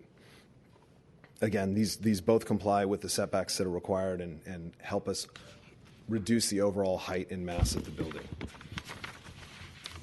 That mass at 160 feet high, we really feel fits well into the local urban context in Soma. If you look at the landscape of buildings that currently exist within the neighborhood, the 160 feet height is within that norm, and in terms of building length and building width, there's also a number of buildings in the neighborhood that have more, if not equal, building length and dimensions. When you look at the future landscape of the neighborhood, you can see significant mass even being put into this neighborhood further. 655 Folsom Street, 680 Folsom, which was a major renovation, has a much bigger building profile. 95 Hawthorne, which is directly across the street, is proposed to be 320 feet tall. So when you take the future landscape of this neighborhood, this is really a modest addition to an existing building. So if we start with that as the premise and the massing, what we really wanted to do was approach the project to unify the building. We didn't want this to feel like two small buildings attached to each other or a renovation that sort of floated on top. But we really wanted to stitch together a building that had a holistic perspective and aesthetic. So we started by connecting the new addition and the lower addition on Hawthorne Street. This is the time. To create a more unified expression, providing moments of relief for multi-story expression at the corners that also help to minimize the perception of mass on both primary facades. Here you can see what that looks like in its final form. And you'll also note that there's some nice solar shading elements that we have on the building that help to bring down the building mass and scale, which I'll go into in a minute. We really used a pretty traditional notion in terms of solar shading, which is to reduce the amount of opening in the facade, but expanded that by providing some three-dimensionality to an architectural element that provides scale and mass. This allows this solar shading element to really provide more solar shading while allowing for increased transparency in the facade. That creates something that's pretty dynamic for the neighborhood while achieving the sustainability goals of the project. 30 seconds. You can see that modifies itself nicely in the building facade as it has a deeper dimension as required at the highest elevations of the building and flattens itself as it goes towards the ground where less solar shading is required. In terms of the ground floor, we're providing a number of improvements along Hawthorne Street, including new street trees and a significant sidewalk widening as part of the project. And we're also repositioning the project's lobby towards the corner of Hawthorne and Folsom, which we think is a great benefit to the project by removing the dark recess that occurs along that street frontage and by pulling the retail frontage out towards Folsom Street to provide a more dynamic street facade. Thank you, sir. Your time is up, but the commissioners may have additional questions for you. Do you have copies of the diagrams you presented? They're not in our packet. You had the height diagram, and you had all the things you just showed us. We can give you copies of that. They Yes. should have been in the package. I do not have printed copies of those. Thank you. Absolutely. Through the chair, there was organized opposition that was recognized for this project. Your opportunity to speak would be now. You have a minimum of 3 speakers, and you have 10 minutes.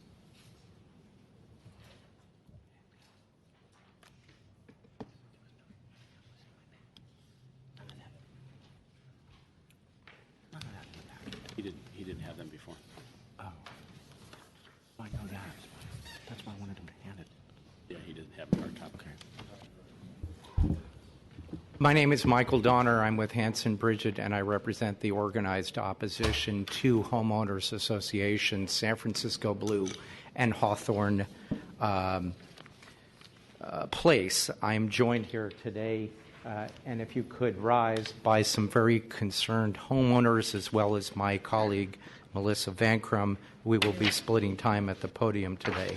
Given the time limits, I will abbreviate my comments, but I direct your attention to our very comprehensive letter brief that was sent to the Commission. This project is rife with a number of very strange oddities.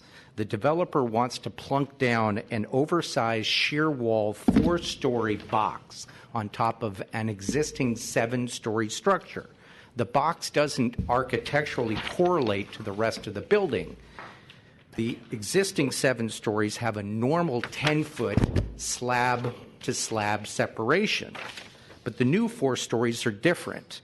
They have large windows and 16-foot slab-to-slab separations, giving rise to about an 18 to 20-foot ceilings on the interior.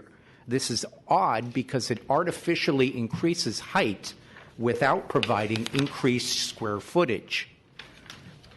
Now, one of the questions that we raised in our brief is whether or not FAR was properly calculated.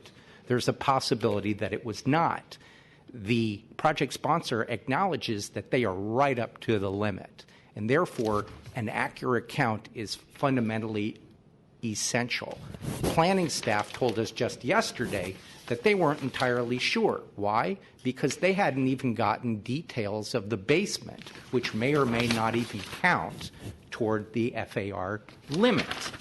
And that's not the only thing that was missing. We pointed out that there was a shadow study that was missing regarding public sidewalks and popos in the neighborhood. And suddenly, just an hour ago, a shadow study appeared. We haven't had time to review that. There's no traffic study regarding impact regarding the back easement. And there is a almost 16-foot penthouse that appears at the very top of the project, 16 feet, 3,000 square feet, with 2 sets of double doors, and one schematic we saw had windows. One needs to ask why double doors, a window, 3,000 square feet, and a 16-foot high penthouse needs to appear. Now, the developer is coming here today to ask you for a favor. That's basically what it boils down to. It says it wants a bulk exception to have 4 plates of 24,000 square feet, even though the code only allows 17. That's 28,000 square feet more than it's entitled to. And it says, in exchange, it's going to give you serious concessions. But let's look at what those are. It has a side setback against overhead, please. A side setback against SF Blue that is required by code. They have to do it. There is another side notch facing Folsom Street that they had to have in order to make their FAR. Therefore, the only concession that they give is a little postage stamp 300 square foot notch in the back. Other than that, they are going full floor plate on the existing structure.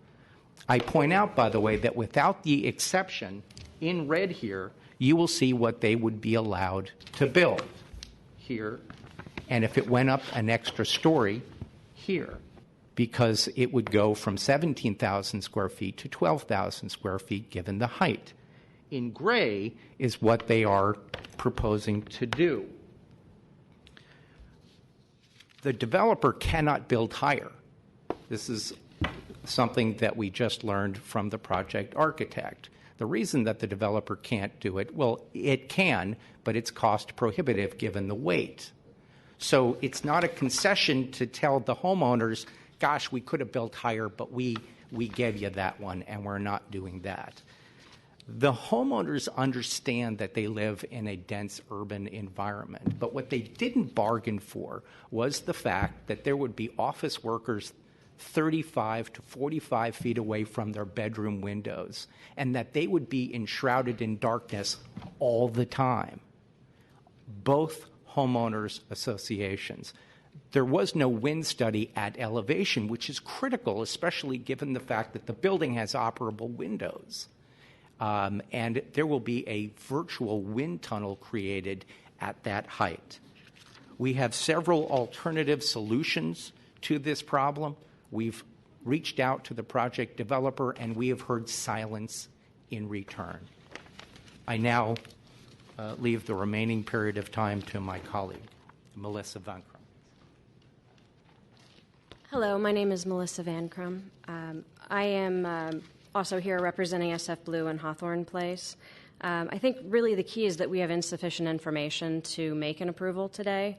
As Michael mentioned, there's some details missing to be able to determine FAR, including both the penthouse, the basement, and retail. The entire 5,000 square feet has been eliminated from FAR, even though there's only certain types of retail that are restricted. The shadow study has only recently been provided.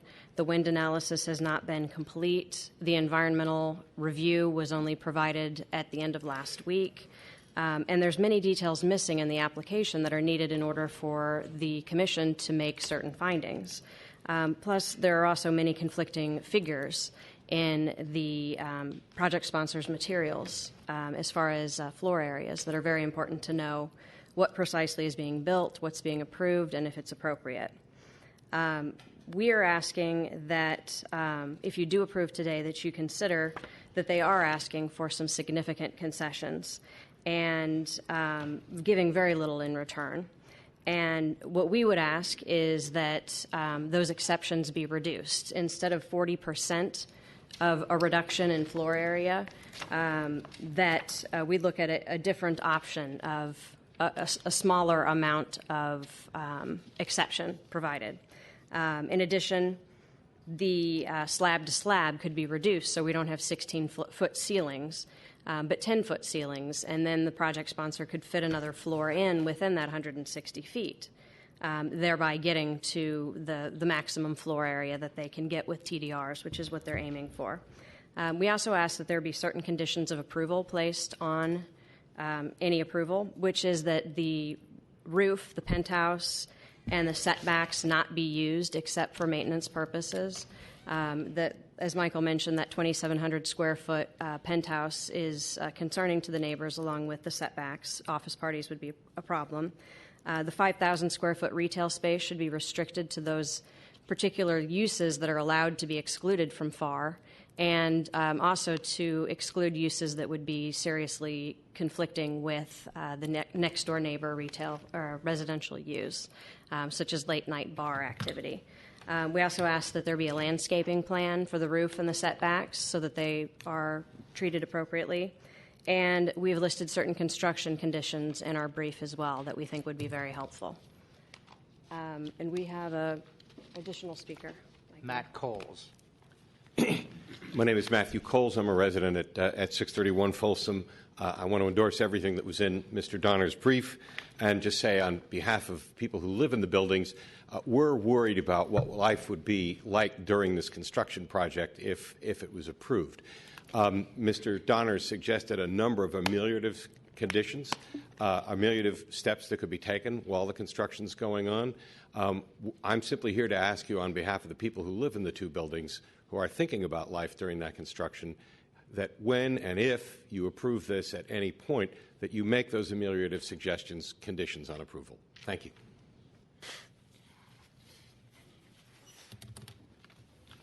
We're available for questions. Okay, great. Thank you. The commission. Thank you. Thank you very much. Okay, we'll open it up to public comment. Gina Carrega, Matthew Coles, Nora Hurley, Salman Bullis, Margarita B., Michael Donner, Melissa Vankun, Ed Tansiv, and Thomas Maddy.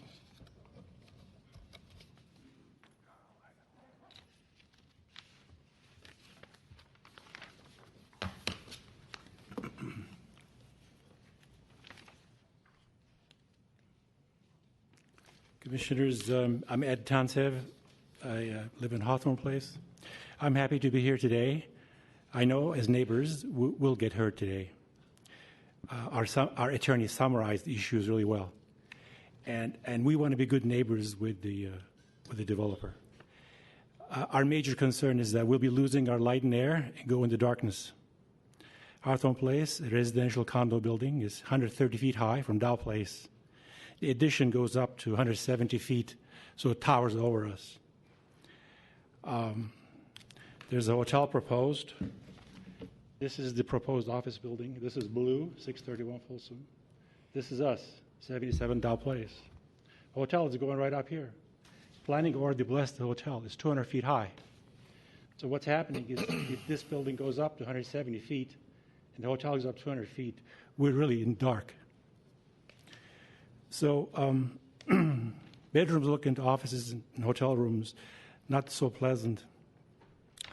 By purchasing transferable development rights for sale in marketplace, office buildings' value will go up.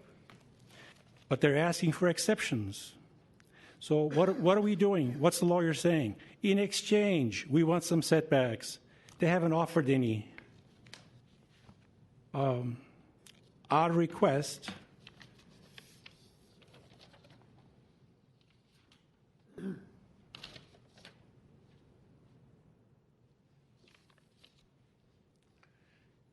That's us. This concrete. This is a shot from our roof. That's us, 77 Dow Place. This is 633 Folsom office building roof. That's their existing elevator penthouse. This is blue, 631 Folsom. Any setback, as you can see, the buildings are pretty close. This is not a Photoshop. This is a true picture. So by providing setback here on the roof, this opens up the back units of blue looking this way. So, and it also provides some space for us. So we're asking for 25-foot setback here for Hawthorne Place. And the setback the lawyer asked for is 50-foot back here. This opens up the units looking west. Also, it does another thing. If you move this new addition back this way, it helps the shadowing that now exists on the public space on 2nd Street. So, Commissioners, there's no rush. There's 2 years on the lease. So I submit these to your attention. Thank you. Thank you. Next speaker, please.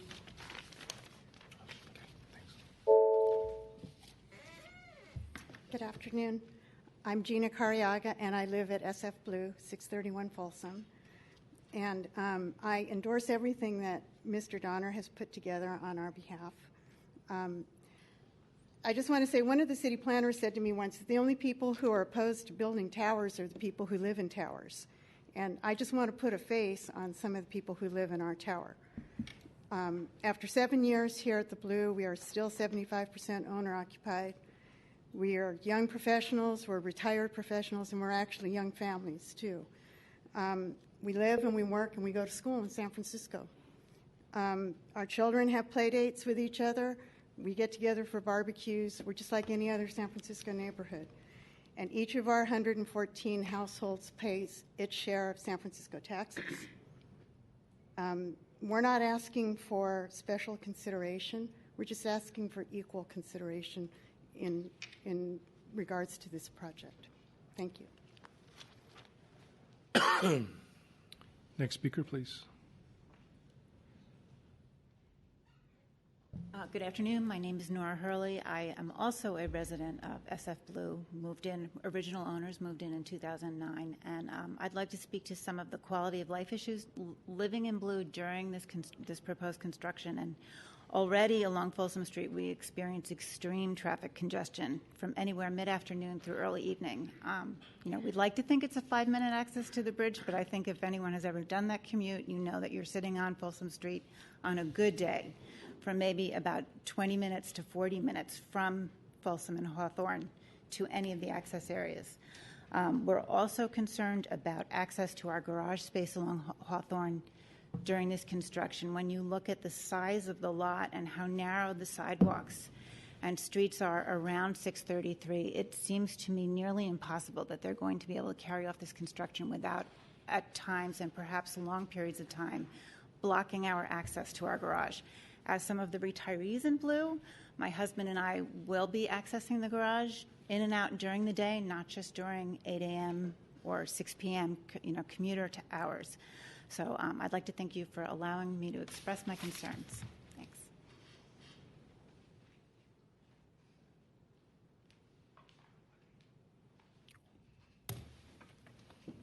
Good afternoon. My name is Thomas Matty, and I live at Hawthorne Place. I appreciate the opportunity to be able to be on record that as a resident for 5 years at Hawthorne Place, I appreciate the work that our council has done to be able to prepare you.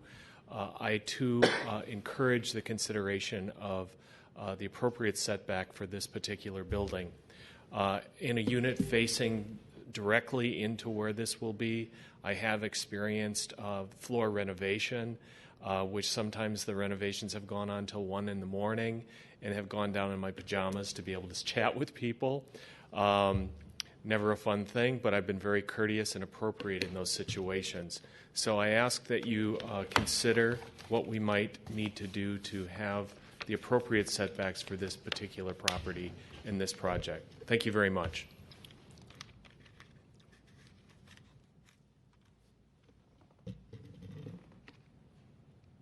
Good afternoon. Thank you for the opportunity to speak today. I'm also a resident of Blue. My name is Margarita Bratkova. Could you speak into the microphone, please? I'm sorry. Thank you. I'm also a resident of Blue, and I strongly oppose the approval of the development at 633 Folsom in its current form. I have many concerns with regards to this addition, but given the limited time, I'm only going to specifically address 3 of them. Bulk, air quality, and sunlight, and I have sent an email to the Planning Commission with my concerns. Firstly, I believe the bulk exception is unwarranted. The proposed addition doubles the mass of the existing building, which is already built to the property line. If built as proposed, it will result in an imposing, boxy, and shiny presence on our street that does not fit with the historical feel of the surroundings. We don't need another Darth Vader in our neighborhood. Please require developers to build without needs for exception. Second, I'm very concerned about the air quality in the area. Folsom is a very busy street. There is a lot of traffic, and it's gotten much worse in the last few years. Even though our 2 properties did not make it into the air pollutant exposure zone map, most buildings that surround ours, as well as most of SOMA, did. I myself have been measuring very high PM 2.5 numbers in our building. Should you approve this development, I would really like for you to request that that you require exhaust measures be put in place during the project construction. For the safety of future tenants, I also require, please, that that the project sponsor installs enhanced ventilation as per Article 38 of the Health Code. Additionally, please request that the project sponsor considers installing a green roof in the spirit of Supervisor Scott Wiener's proposed legislation. And last but not least, as a neighbor, I'm very concerned that the proposed addition would reduce and in many cases eliminate access to direct sunlight for many units in my building. 2/3 of our units face to the southwest, directly into 633 Folsom, and many get most of their light in the afternoon. This addition, raising up to 176 feet from current 91, would block most of that light. Privacy is also a huge concern, as only 30 feet separate our 2 buildings. The downtown area plan strongly encourages residential development. As such, you have a responsibility to provide livable environment for those of us that call downtown home. That includes access to air, light, maintaining our privacy, as well as protection from uncomfortable winds. Please require additional setbacks between our 2 buildings, as well as require that the floor plates of the addition be reduced to a more standard floor plate of 10 to 12 feet. I strongly urge you to deny the request for exceptions made the project sponsor, and to require that their addition fits within the spirit and requirement of the planning code and the downtown area plan. Thank you very much.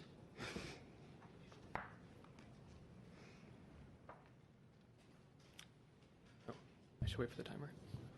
Hi, I'm Solomon Billis. I also live in 631 Folsom.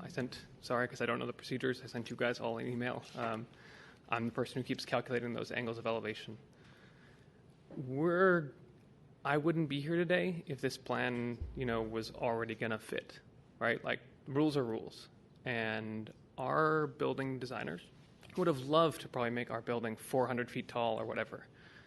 I assume they were denied because that's what zoning and rules are for. I have no problem with them proposing a building that would work. I'm sorry about their foundation problems. It's an old building, I guess.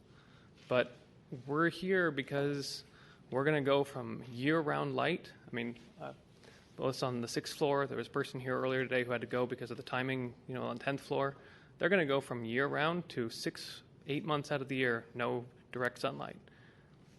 We're surrounded, and, our people who designed the building in 2007 or 8 or whenever they did it, they had across from them a fully built out, at maximum FAR plan for this building. If there's no reason to have rules, why would we not be taking this into account? Similarly, it seems like a strange trade. This is going to add 90,000 square feet of office space when we're awash in office space. There's millions of square feet in the backlog, and Twitter just put 180,000 back on the market. I don't know if that matters to you guys, but the trade for me, personally, of course, as a biased resident of the building, is very much that we don't necessarily need 90,000 square feet of extra office space, and it's not extra. So personally, a trade of walking home to a nice light-filled apartment, it's a nice thing, but I don't see why this demands exceptional circumstances. It is just a pile, it's 2 boxes on top of each other. And I respect that it would be much more costly. I don't want them to have to do that. But rules are rules. Thank you.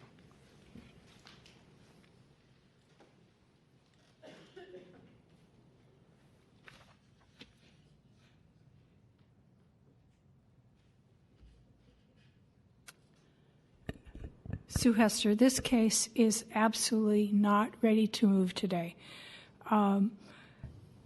This is a downtown plan case, ultimately, because downtown plan not only rezoned land, Prop M came out of it. It's a Prop M case.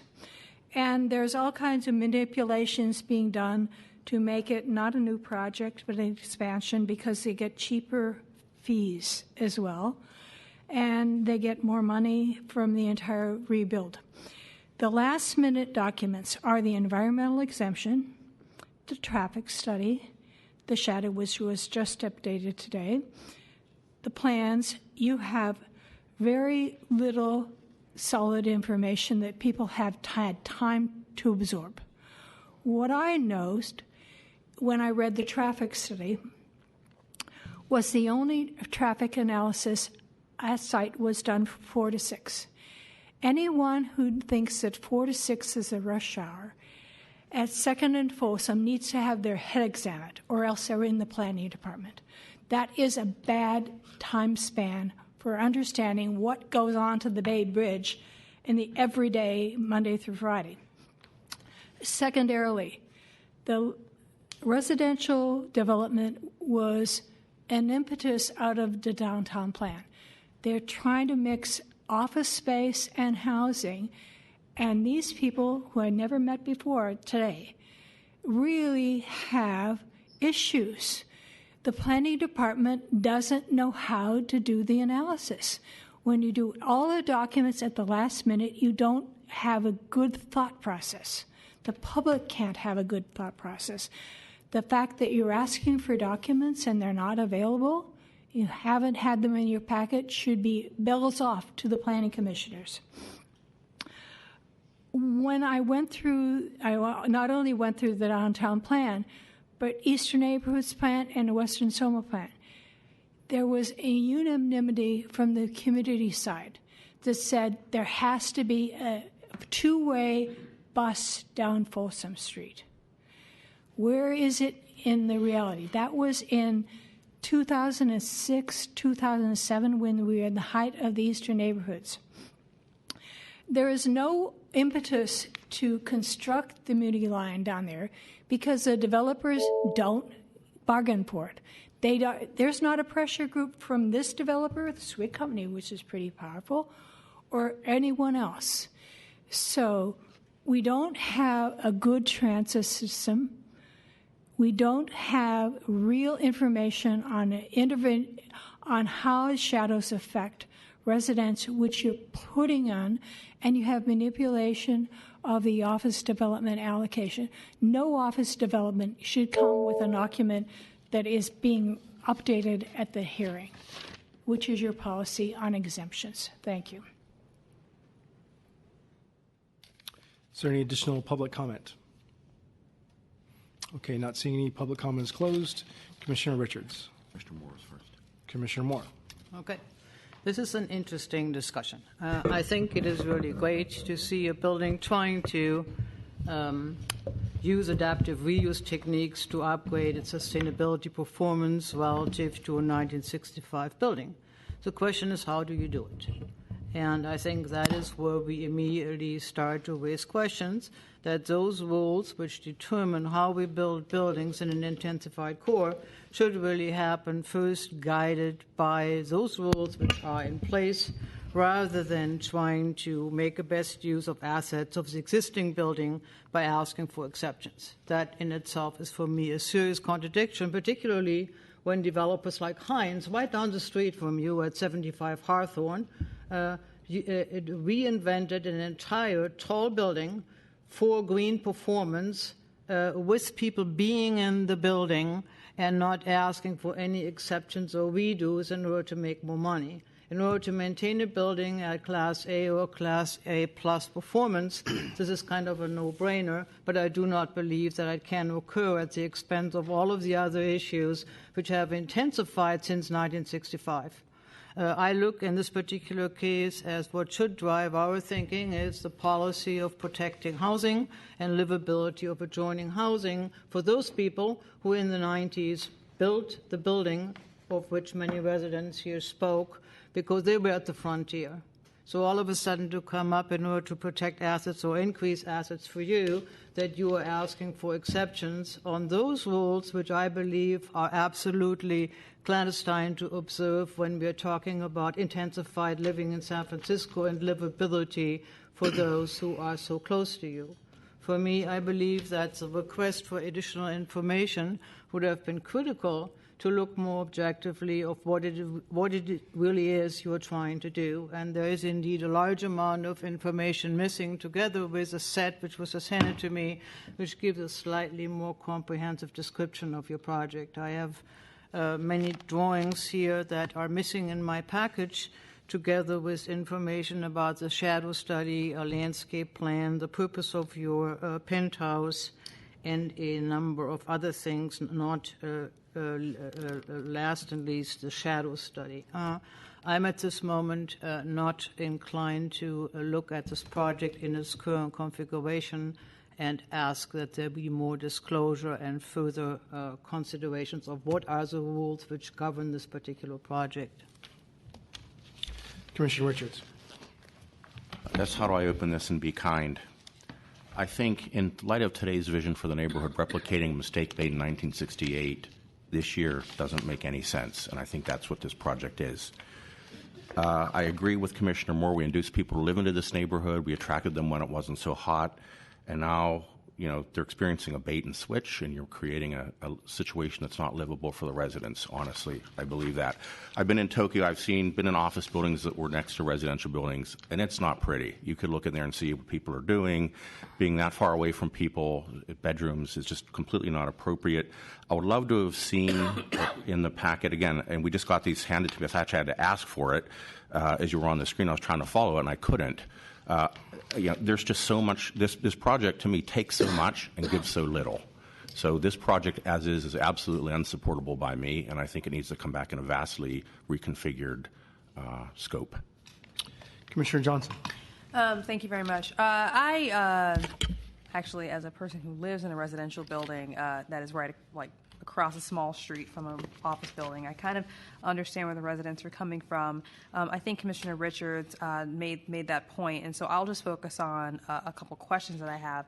So in the staff report, it says, let me go back to where my note is, that granting the exception to the bulk limit would not result in a building with a greater gross floor area than would have been permitted if the bulk limits were met. And so how's that possible?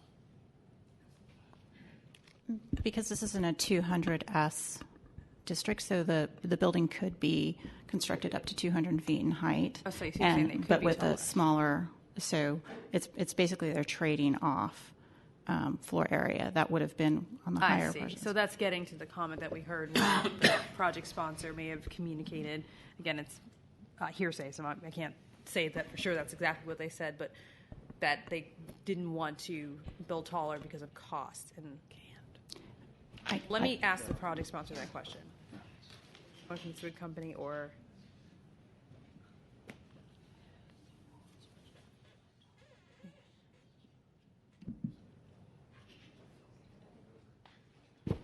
Thank you, Commissioners. John Kevlin here on behalf of the project sponsor. We're talking about this now because this was a decision made about 2 years ago at the beginning of this process, when really putting the building configuration into its general shape that we have today, and as we tinker with it as it goes through the design development process. It was really kind of a two-part question, one in which we've got an existing building, we've got a large core, and trying to fit a vertical addition within these bulk limits with that core makes for very poor floor plates. Mm-hmm. So very small with a big, huge chunk in the middle of it. So it was a combination of that alongside the fact that we knew that we were adjacent to two residential buildings, and thinking that height is considering the fact that we've got setbacks between 45 and 75 feet on one side and 35 feet on the other, we thought that it would be more sensitive not to go higher with the height, but rather maintain what the existing setback is or improve it in the case of Blue. So there were a number of considerations that went into the original massing of this building and the decision to go wider rather than taller. Got it. Yeah. Thank you. Mhm. Thank you. Okay, so just a couple more things. So that makes sense to me. I think that attitudes have, I'm not going to say they've shifted, but they flow over time on the impact of height versus bulk when we talk about projects like this. So I'm not surprised by the discussion that you just mentioned here.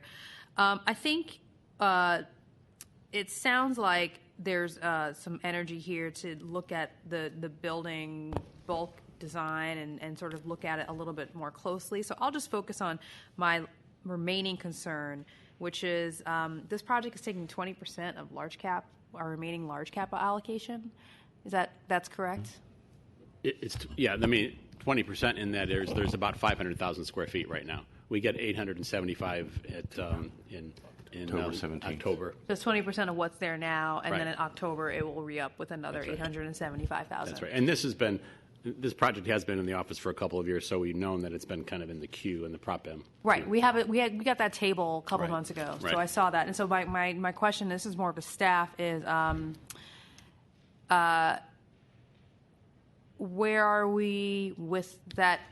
Our upcoming discussion on that table and with our process around Prop M. I know that when we had that hearing, I think it was May or June, we saw the table with the large cap and the small cap office space projects. I thought there was going to be some sort of follow up in the fall to consider talking about like what policy we may or may not want to have about how to consider space. Yeah, I think we were thinking we would bring that to you when two things happen. One is when the new allocation comes in and when the Central Soma plan comes forward, which obviously would otherwise allow a lot of new office space. We wanted to have that conversation in the context of that and given the projects that are there. So, yeah, we were going to bring that to you either late this fall or early next year. Yeah. Okay. I mean, I would just say with this particular project, it's a relatively small amount of space given the cap. That's why, we felt if this was a 400,000 or 500,000 square foot project, I think it would be a different discussion. Because the actual allocation here is 90,000 square feet. I see. Yeah. Okay.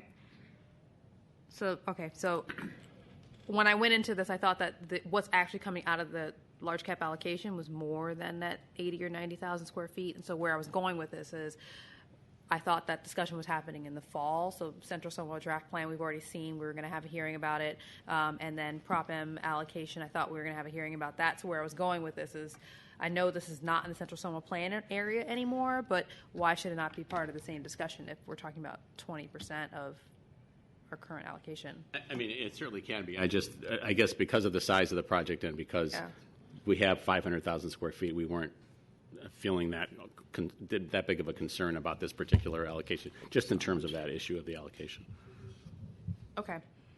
I'd like to hear from other commissioners. I could be supportive of a continuance on this, but I'll say that personally I'm not hearing the direction that we'd be giving the project sponsor just yet, and I'm a little bit lost on it as well. So hopefully other commissioners have some better ideas, and I'll try to come up with some myself. Commissioner Hillis. So can I ask the architect a couple of questions if you'd come up to the mic? I think we got some handouts, I believe, from the representative of the Homeowners Association, right? These aren't yours. Correct. Right. Did you have a slide that showed kind of what you could build? Yes, I do.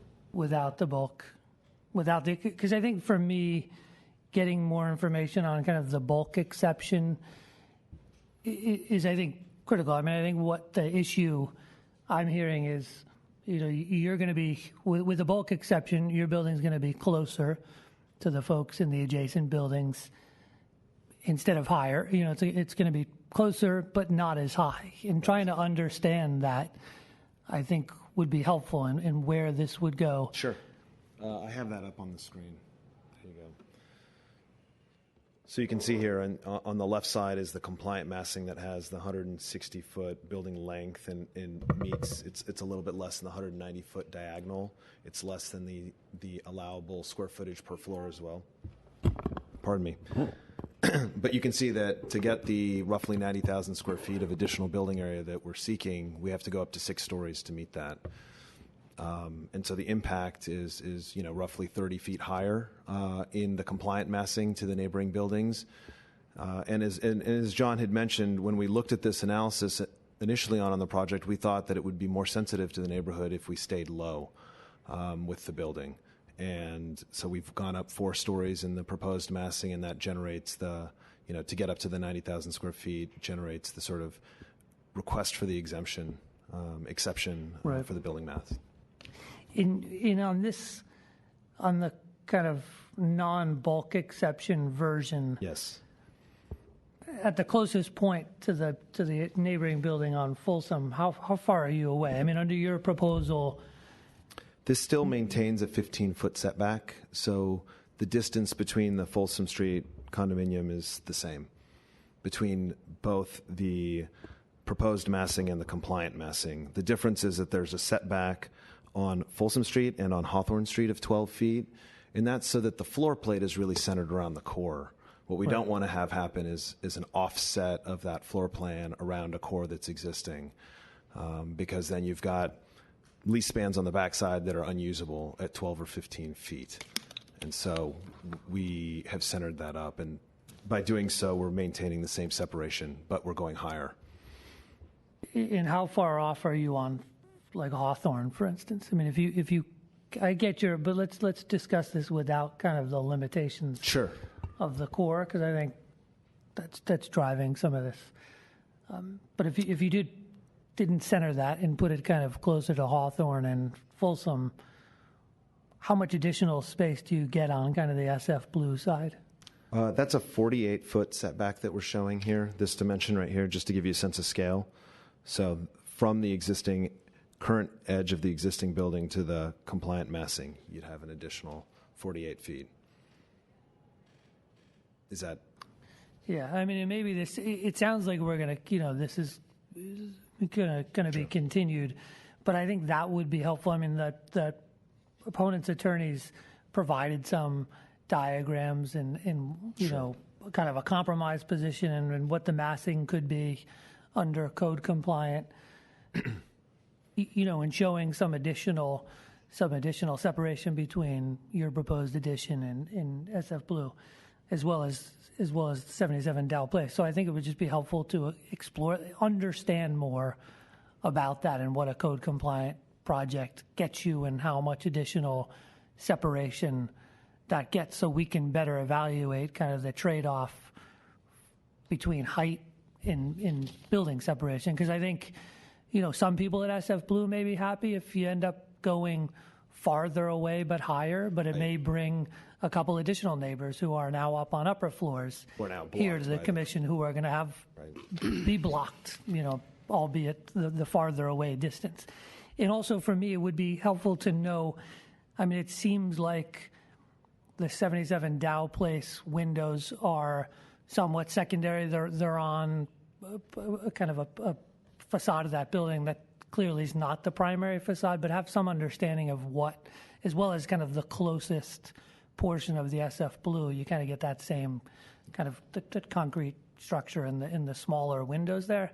So having some understanding of what's behind that. What's behind those windows? Yeah, I mean, I'm sure there are floor plans of SF Blue and 77 Dow Place that we can understand. And I think even their compromise position kind of alluded to that, because they push more of the massing towards 77 Dow than SF Blue, because I think those are secondary windows. Can I make a suggestion at this point in the conversation? We obviously understand we're here right now not talking about project approval and are talking about a continuance right now and coming up with a design that works.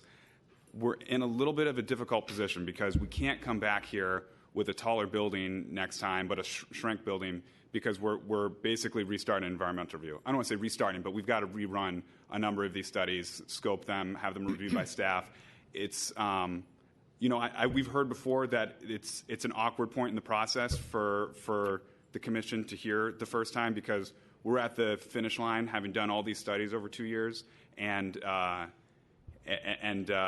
you're seeing it for the first time. And I recognize the awkward position that puts you in. It puts us in an awkward position too, because we've done all the background on it. I fear just continuing this and coming back without being able to come back with something that you would even be allowed to support, because we don't have environmental review covered. And I just want to put out there, I know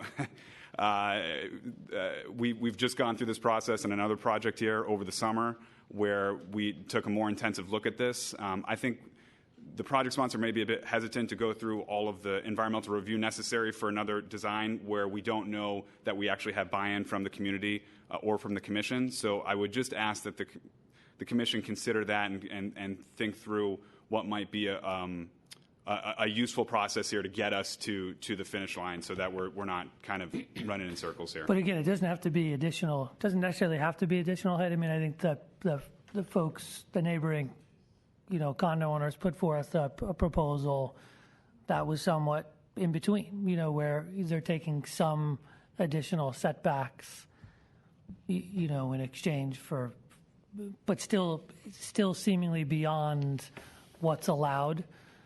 You'd still need an exception for that. So I don't know. I mean, I don't want the tail wagging the dog. I mean, we should come up with a project we think works, and then, let the kind of approval process fall where it goes. But I just think we need that understanding. I get the concept. It's you're asking for a bulk exception, but you're not going to go up farther. We're just trying to understand what that impact is to the neighbors in that trade-off. And it's hard to do that with the information we have in front of us. Okay, and it would be useful to hear from commissioners if simply a more set-back building would be something that would be supportable. I would certainly consider that. Because we need to take into account the actual layout and how we make it work with the core. Yeah, I mean, I think that's something you should explore. I mean, the diagrams we got, albeit not from the architect, but from the representative, showed a massing that could work, that's code compliant, that's 10 feet away from the current massing on the SF Blue side, which starts to get you 54 feet from SF Blue in the smallest point, and then it goes up as you get towards Folsom Street. So, yeah, I mean, I'm open to any of those options. Commissioner Moore. I'm actually interested in the train of thought that Commissioner Hill has just developed. The question that lingers with me is that I sense or get a feeling that the increase of 90+ thousand square feet is a right that you assume we have to grant. There is indeed adaptive reuse. There is indeed increase in building performance within the existing building. If I understood the neighbors correctly, by you increasing floor-to-floor height, you are losing the ability to gain additional square footage, and that is what I'm interested in. I can't fully understand that you are trying to optimize the asset as a shell within which you can do certain kinds of things. Where I'm starting to have problems is that you are, by increasing, starting to create problems which fall into the face, and particularly Mr. Kavanaugh is very, very sensitive to that, the policies about protecting and maintaining livability of residential in the densifying city. So my question to you is, how can we work creatively with floor-to-floor heights, gain a certain amount of square footage, and I am not stuck or support that we point blank support your 92,244 square feet, but the opportunity to creatively address staying within the required setback requirements and staying within the envelope, yet finding a way to maximize your square footage. Those would be the objectives, and I believe that Commissioner Hill has teed off the question by asking for additional creativity within the constraints that I think this Commission feels quite unanimously and strongly about. So those would be my interpretation of what he just said. Commissioner Richards. I guess, Commissioner Moore, what would that look like? What you just said. It's a re-examination of the existing building with the provision that it's being remissioned for an effective use of a redesigned core or adjusted core, with not necessarily increasing the ceiling heights, but maximizing available office space within the volume. So come back with some analysis around alternatives could be given the various limitations. And discuss with the what commission. Obviously, the commission and the neighbor to understand what it's going to, how it would impact them. What would 10 feet do? What would 45 feet do? You know, that one picture was very telling as he looked out his window. I can imagine what that can look like with these big buildings looking right at him. So we did that creatively on 391st Right. Street, and while there were minor changes, they were in the end significant to make it a more neighborly friendly building. That's what we're looking for here. Right. So, Mr. Donner, do you have any comments on where we're going with this?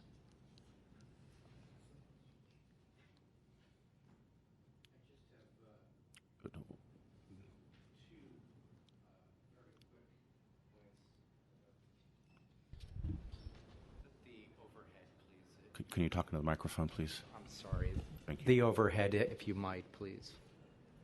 I believe Commissioner Hillis asked the architect for some information on what it might look like if there was no exception, which, by the way, was planning's PPA response comment. They didn't want that, and that sort of went right over.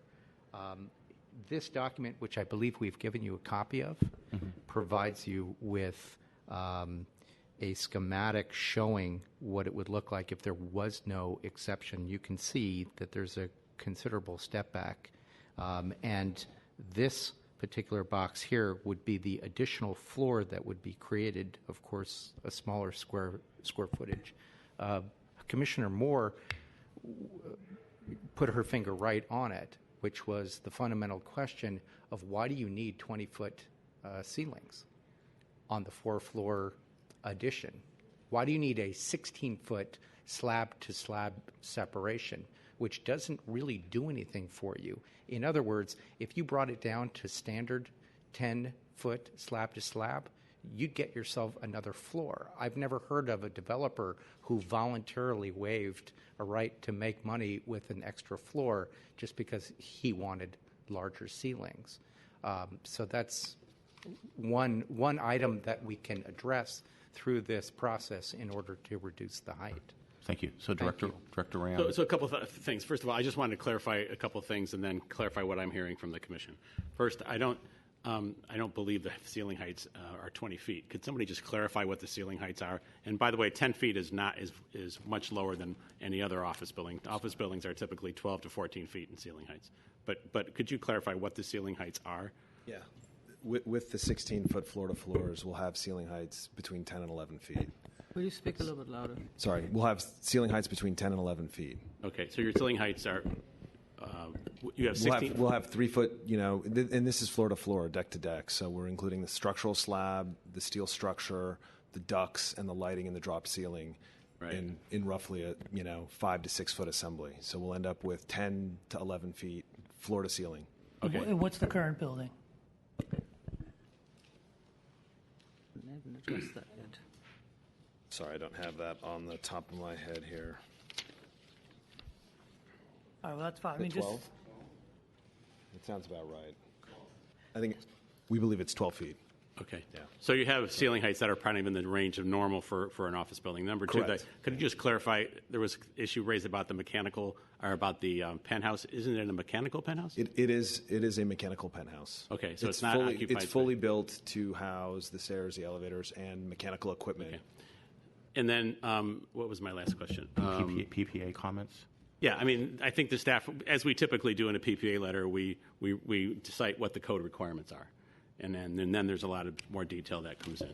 I mean, I think what I hear from the commissioners, and just the other point I wanted to make was simply that the existing building is not built to the maximum floor area and height that is permitted in the code. I mean, we all know that. I just wanted to confirm that for the record.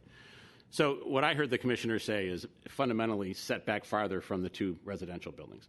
So the question that I would just put to the commissioners, and I don't know if you're able to answer this today, is would you consider additional height in order to allow for that? Because the building does not meet the current height limit. Sure. I mean, it'd be good to see that trade-off. Yeah. It'd be good to see the trade-off. Okay, Yeah. so what I hear you saying is a trade-off. What we have to figure out, as Mr. Kevlin said, is what does that mean in terms of the environmental review? And we'll have to have that discussion. None of us can answer that question sitting here today. Sure. So then, okay. So I just want to be clear about that. I think he's right. If it does go higher, it might reopen some of the environmental studies. We're just going to have to figure that out. So then I would move to continue the item indefinitely, waiting for this to come I back. think we could continue it to a date certain, and then if it really does mean a different environmental review, we could continue it How much again. time do you think staff needs? 3 months? Well, no. I mean, let's. Jonas, help me out here. Maybe the calendar will answer the question for us. Well, so the earliest date would be September 29th. I was going to say 29th. September 29th? Yeah. Oh, I don't think we're going to be ready by then, guys. Sorry. The next is I could have a comment. No way. maybe October 20th, Jonas? 1 second. Let me make the motion. You're first. really, at this point, full through November, but if you'd like to squeeze it on the 20th, we certainly could. Could I ask Mr. Weingarten to make a comment Yes, as well? please. Hi, Peter Weingarten. I'm a principal with Gensler. I'm overseeing this project. I guess I just want to make the comment that there's been a lot of description made about the project. There's been some sketches offered. I think the validity of those sketches it's hard to determine, right? We've spent 2 years looking at all the complexities associated with putting an addition and recladding of the project together, including core, seismic, mechanical. And it's not just a matter of the footprint of the addition, right? And so I think we all respect the wisdom and judgment of those present that there is more to it than that. And I really appreciate Commissioner Johnson's request to be a little bit more definitive as you send us back to come with further refinement. Given our study, and believe me, we went into this wanting to be as sensitive as we possibly could, especially to the housing next door. And again, we thought that going with a lower project would be better than building a taller project. It would be more sensitive both to the building that exists now and to the community. So if we were to look at things like reducing some of the floor-to-floor heights, maybe incrementally adding some additional setback, but to a degree that is informed by our study of the project, would that be acceptable as refinements as opposed to going in with an entirely new project? I'd like to see alternatives, not just floor-to-ceiling height, but different setbacks and what else can be done. I think I'm just trying to narrow the scope to which we. Peter, I think what the commissioners are saying is that my sense is that they're saying that some more setback from the adjacent residential buildings is needed. Yeah. Sure. And whether it needs to have no bulk exception or at all, I don't think they're necessarily saying that, but I think they want to look at what the trade-offs are. Okay. I mean, I think my sense, and I can't speak for the environmental review staff, is that if we could avoid going higher, you could have probably avoid reopening the environmental review. Right. But that means fundamentally less square footage.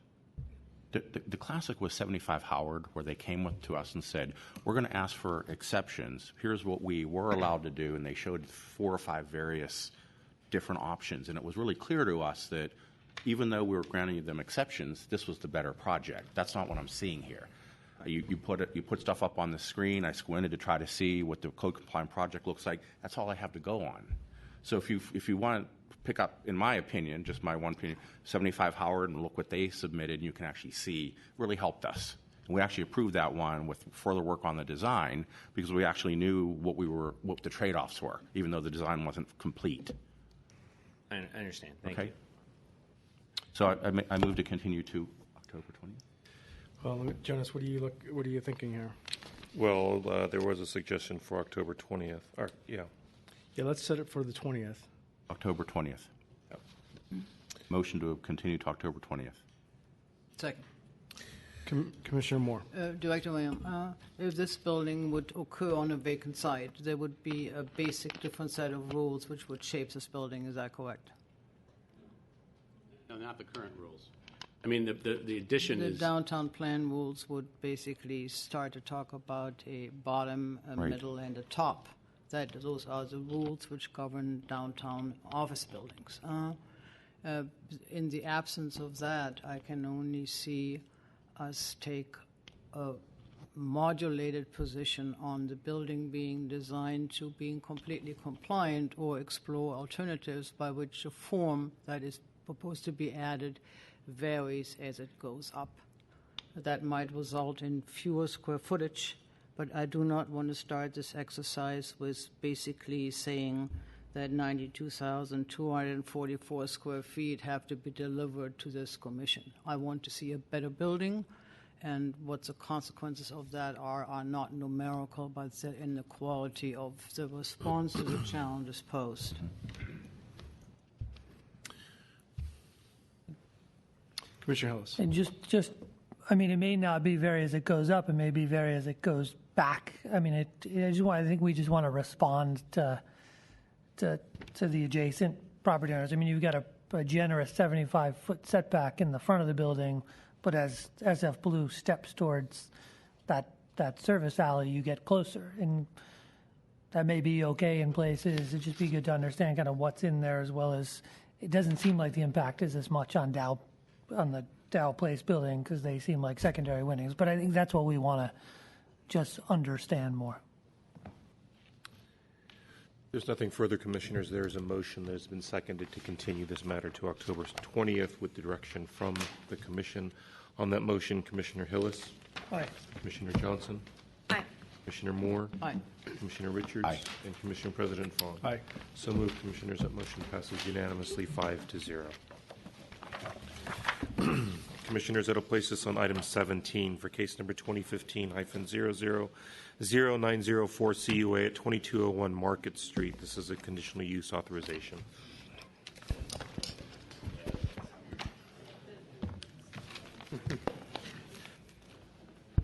President Fong, members of the Commission, and staff. Todd Kennedy with the San Francisco Planning Department staff here.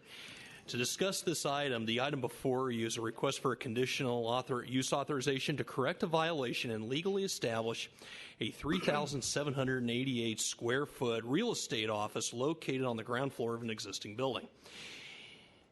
The use has been operating at the site since 2014 without the issuance of a conditional use authorization. Under the zoning code, a conditional use authorization is required for this use to operate at this location. A zoning violation case was opened and the project sponsor applied in response. The subject site is also under review for a building permit and variance to demolish and reconstruct the site into a new residential building. But that is separate from this case. To date, the department has received 6 letters of support for this project.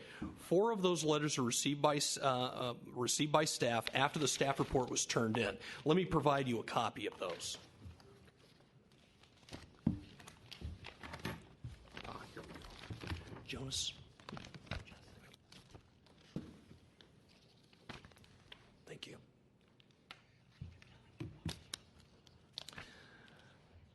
The department recommends disapproval of this request and believes the project is unnecessary and or undesirable for the following reasons. The use has been operating without a city-approved conditional use authorization since 2014 and was brought to staff's attention by a zoning violation. The use is not recognized as a neighborhood-serving use. A formula retail was proposed at this location in 2011 per case number 2011.1404C, but was disapproved by commission. The subject site is under review for the demolition and reconstruction of a new project. That concludes my presentation, and I'm here to happy to answer any questions that you may have today. Okay, project sponsor, please. Good afternoon, President Fong and Commissioners. Alexis Pelosi, Pelosi Law Group, on behalf of the property owner. As Todd Kennedy mentioned, we're seeking a conditional use authorization to legalize an existing business service on the property. The use to be authorized, however, is only temporary, as the property owner, Donald St. Cyr, a longtime San Francisco resident and Vietnam vet, is in the process of completing entitlements for a 14-unit building with ground floor retail. That entitlement's been in the works now for over 2 years. Don had originally hoped that the new development would be processed quickly, but unfortunately that has not been the case, as it's now been 2 years since applications were first filed. The project's been heard by the zoning administrator and building permits have been submitted, and we are now anticipating final approval by the end of the year and for construction to start early next year. Because of how long it's taken for that project to move forward, Don decided to rent the existing building after there was some significant vagrancy, graffiti, and vandalism on the site. Because of the pending development and the short-term nature of the lease, there were few tenants that were interested. As a result, Don rented it to Katara Real Estate, a local firm, and they have since subleased it space to 5 other small local businesses, including 2 nonprofits. At the time Don entered into the lease, he was unaware that the tenant requires a conditional use authorization. Once he was notified that one was required, he looped me into the process, and we immediately began working with planning department staff to cure it. Initially, we had hoped that the entitlement for the new building would be granted immediately or imminently, making the violation moot, but obviously that has not happened. Now, unfortunately, we're in this weird position of needing to cure the violation to allow the entitlements to be completed. And the issue of how we do that and the impact that it has to the building, the tenants, and the neighborhood is what's before you. Planning is recommending denial of the CU, which would cure the violation by requiring Don to evict all 5 tenants, including 2 nonprofits. We are recommending, along with the Castro Merchants Association and the Castro Upper Market CBD, that the CU be approved to allow the existing uses to continue until construction starts on the new project.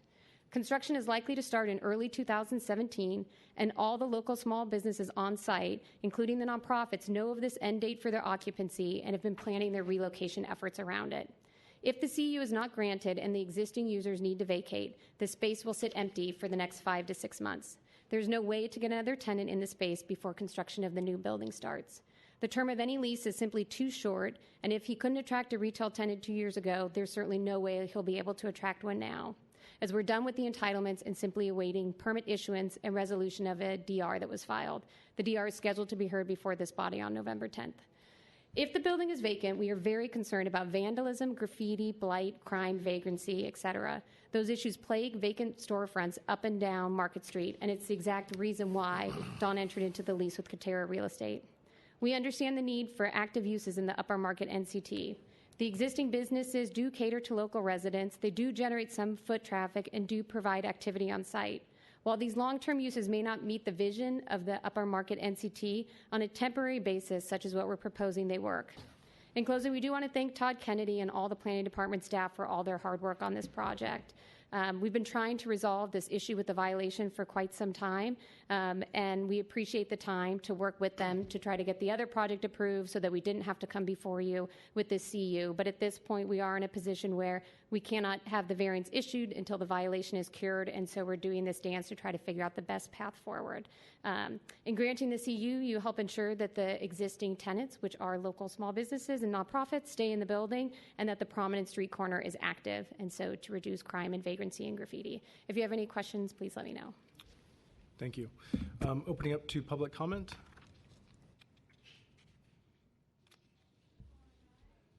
Good afternoon. My name is Lori Muscat, and I am one of the business owners of Katara Real Estate. And I'm here today to express to you us trying to stay in the space temporarily until they can clear these items up. In the community, if I could just sort of go over some notes of what we've witnessed in the past.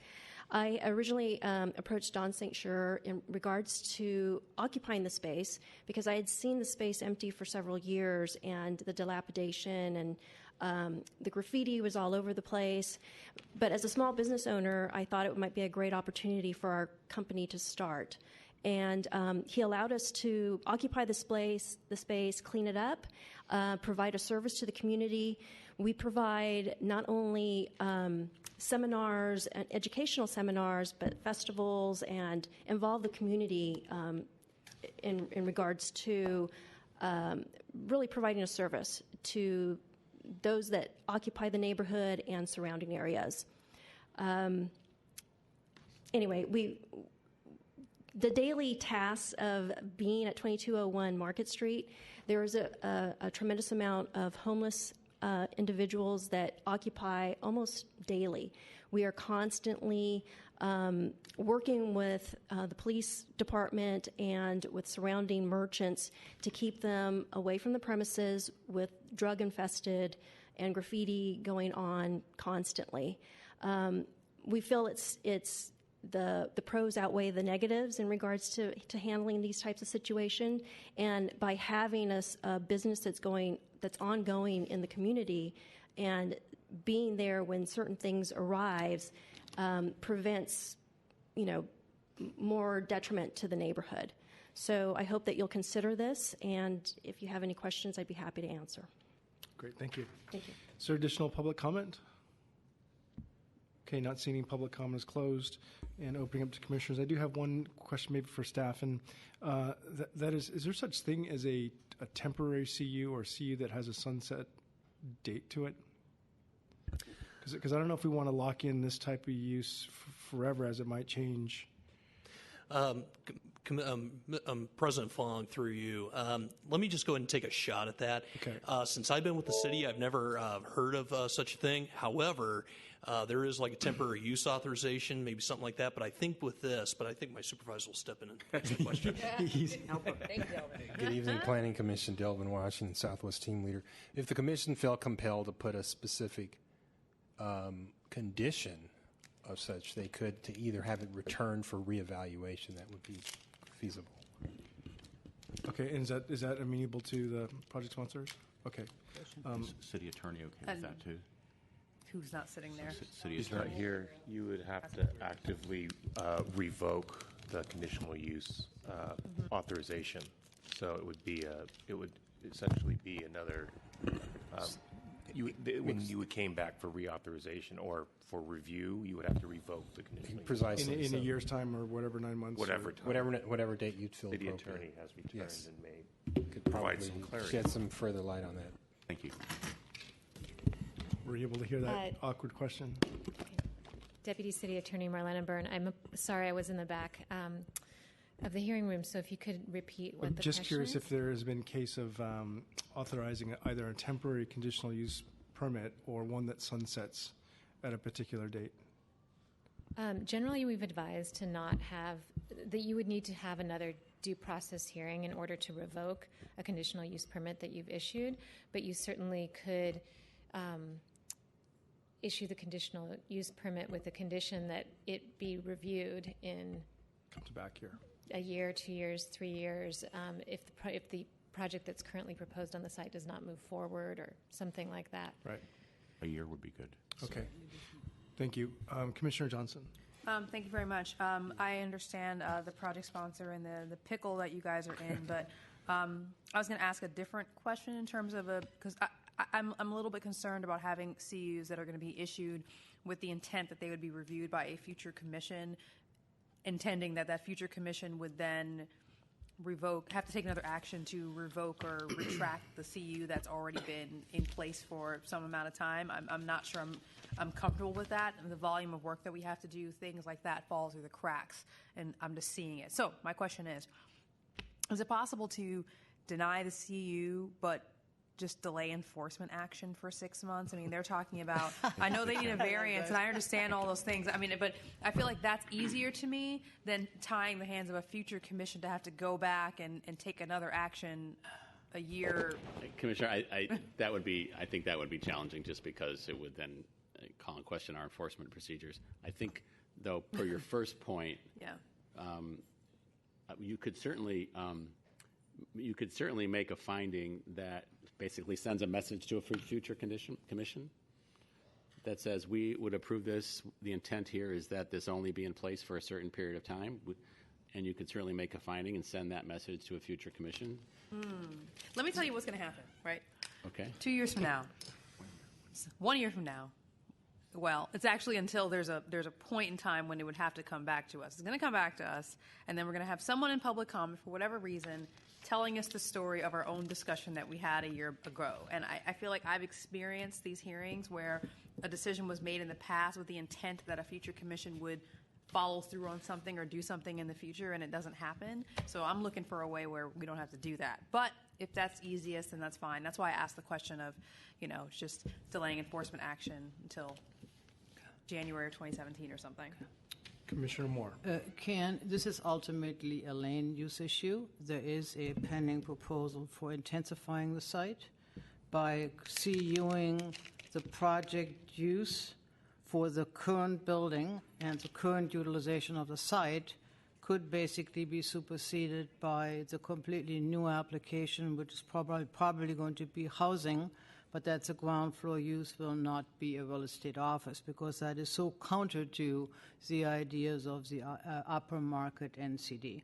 Having said that, is there a possibility to basically support the CU based on the current utilization of the site, but not have the use basically automatically be repeatable in a new building, a new, more intense building? Deputy City Attorney Marlena Byrne, if you have a new project in front of you for approval, that approval will completely supersede whatever's currently on the site. It's my understanding that the proposed project that may come before you in the future proposes to demolish. But my understanding is, unless I'm incorrect, that the use goes with the site, even if the site intensifies, the ground floor use would then remain real estate office. Not with a new building. Not with a new building. Okay. Delvin, could you clarify? Does the new project come to the commission, or is it? Can we approve it? Project is not a conditional use. It's actually a straight building permit. I believe it was. There's a discretionary review filed on it, as well as a variance, and that will have to come. That, of course, come to the commission. That's right. I'm not even certain that there's even enough ground floor commercials on this new building. It may all be residential. I'm sorry, I don't have the plans available. That may not even be able to accommodate the use. But this use would be essentially cease and desist once this building's demolished and the new one is proposed. If we can get clarity on that, I would be fine. Thank you. Project sponsor, is there any commercial ground floor planned?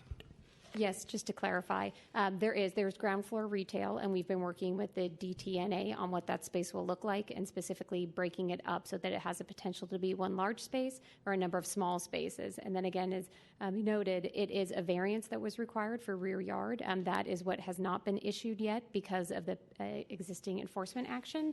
And so the building permit, the 312 went out, and there was a DR filed on it, and that's what's coming back before you.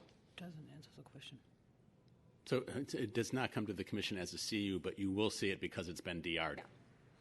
Right, but I'm still unclear about our ability to not have a real estate office in the space that she's describing as being intended to be subdividable, would be a large space, and a real estate office in this particular location would be highly inappropriate. That's not what we are looking for. And it is retail space, and so there is no CU, and it's our understanding with the demolition of the building that if there was to be a real estate office that went in there, it would require an entirely new CU. It's a new project. New project. Deputy City Attorney Marlena Byrne, that's correct. Once you have a new building on the site, whatever entitlements were associated with the prior construction and building on the site don't exist anymore. Okay. Commissioner Richards. I move to approve. Unfortunately, Commissioner Richards, the motion in front of you is for denial, so we would need the motion of intent. A motion of intent to approve. And a continuance date maybe to September 29th? Yes. Or maybe we don't need that long. This is good. Can we just do it to next Because we could probably put this on the consent calendar. So maybe September 22nd. I'm good with it. Why can't it be on the consent calendar for next week? Commissioner Johnson. Thank you. So I appreciate the clarification because it was my understanding that if they're going for a building permit and there's a CU that says office space is allowable on the ground floor, the building department would look at that, or the ODC counter would look at that and be like, okay, you can put office space in this project and we would never see it. No. Great. Fantastic. Office on the ground floor is what requires the CU. Right. But if we approve the CU and it's there and they go for the project, does the counter look at... Oh, no. But it would be a new project. So okay. So it doesn't run with the land, it runs with the building. Well, that's what I'm hearing. And it runs the land. Land in the building, right. But because it's a brand new project with a fresh start, it gets a clean reset. But on the same land. Okay. Yeah. Can we not put this on the 15th consent calendar? I mean, do you have... I was suggesting the 22nd. Sure. Of October? Okay. Of September. September. Yes. Yeah, put on consent. That way, the staff has a week to prepare a motion. Sure. And it can be sent out next week. And we can September add it 22nd. to the consent calendar. Okay. That'd be great. That's my motion. Agreeable to the seconder? Who was that? No one seconded. Second. Thank you. Rich. On that motion. Aye. Oh, Rick. Okay, You no, read I the saw names? another name. On that motion, then, to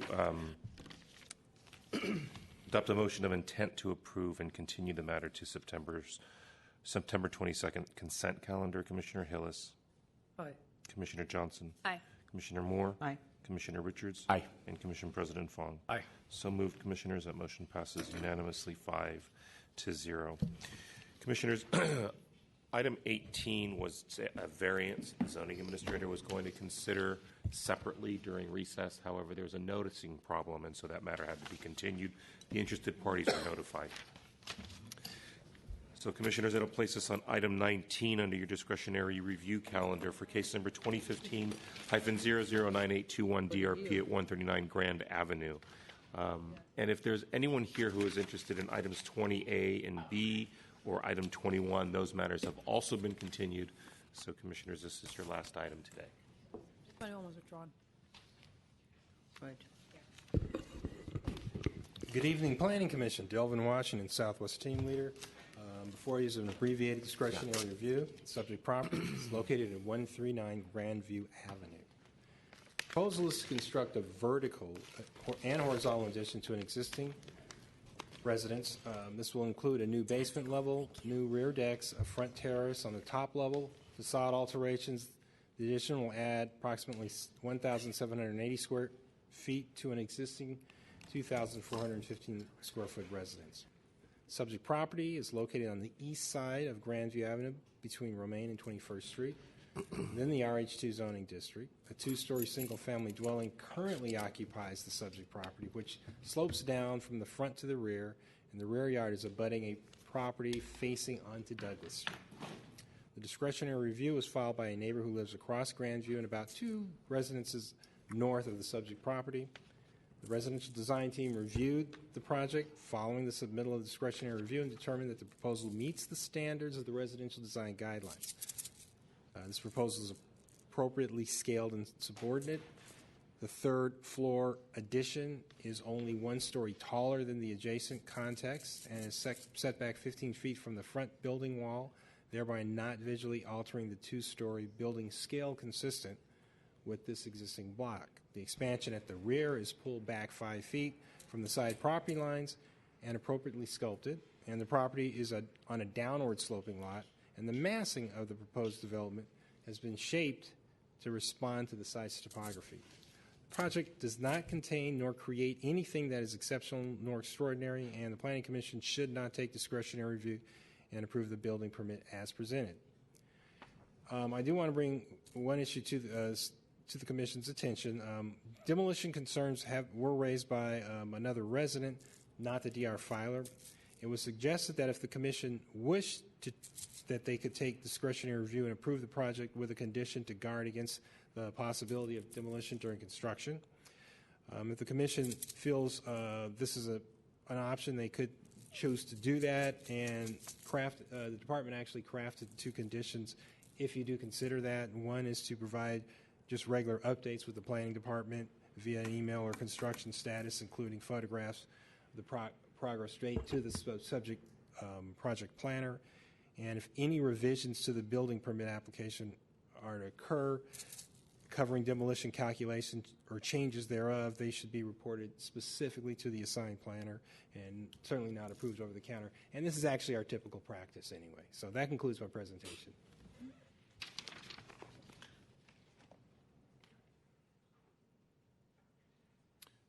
DR requester, you have a 5-minute presentation. Hello, my name is Cynthia Weaver, and I did submit the discretionary review application, but it was on behalf of the neighborhood, not just myself.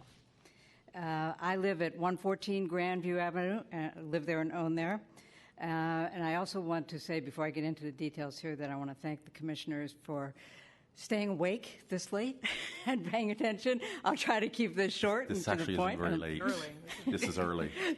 That's what I've heard. I was told it could go much later. It's my first experience here.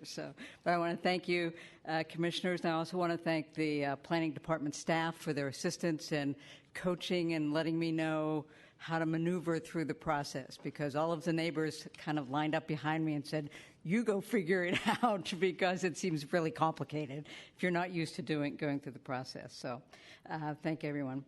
The problem, as has been stated, is the scale of the proposed development at 139 Grandview Avenue.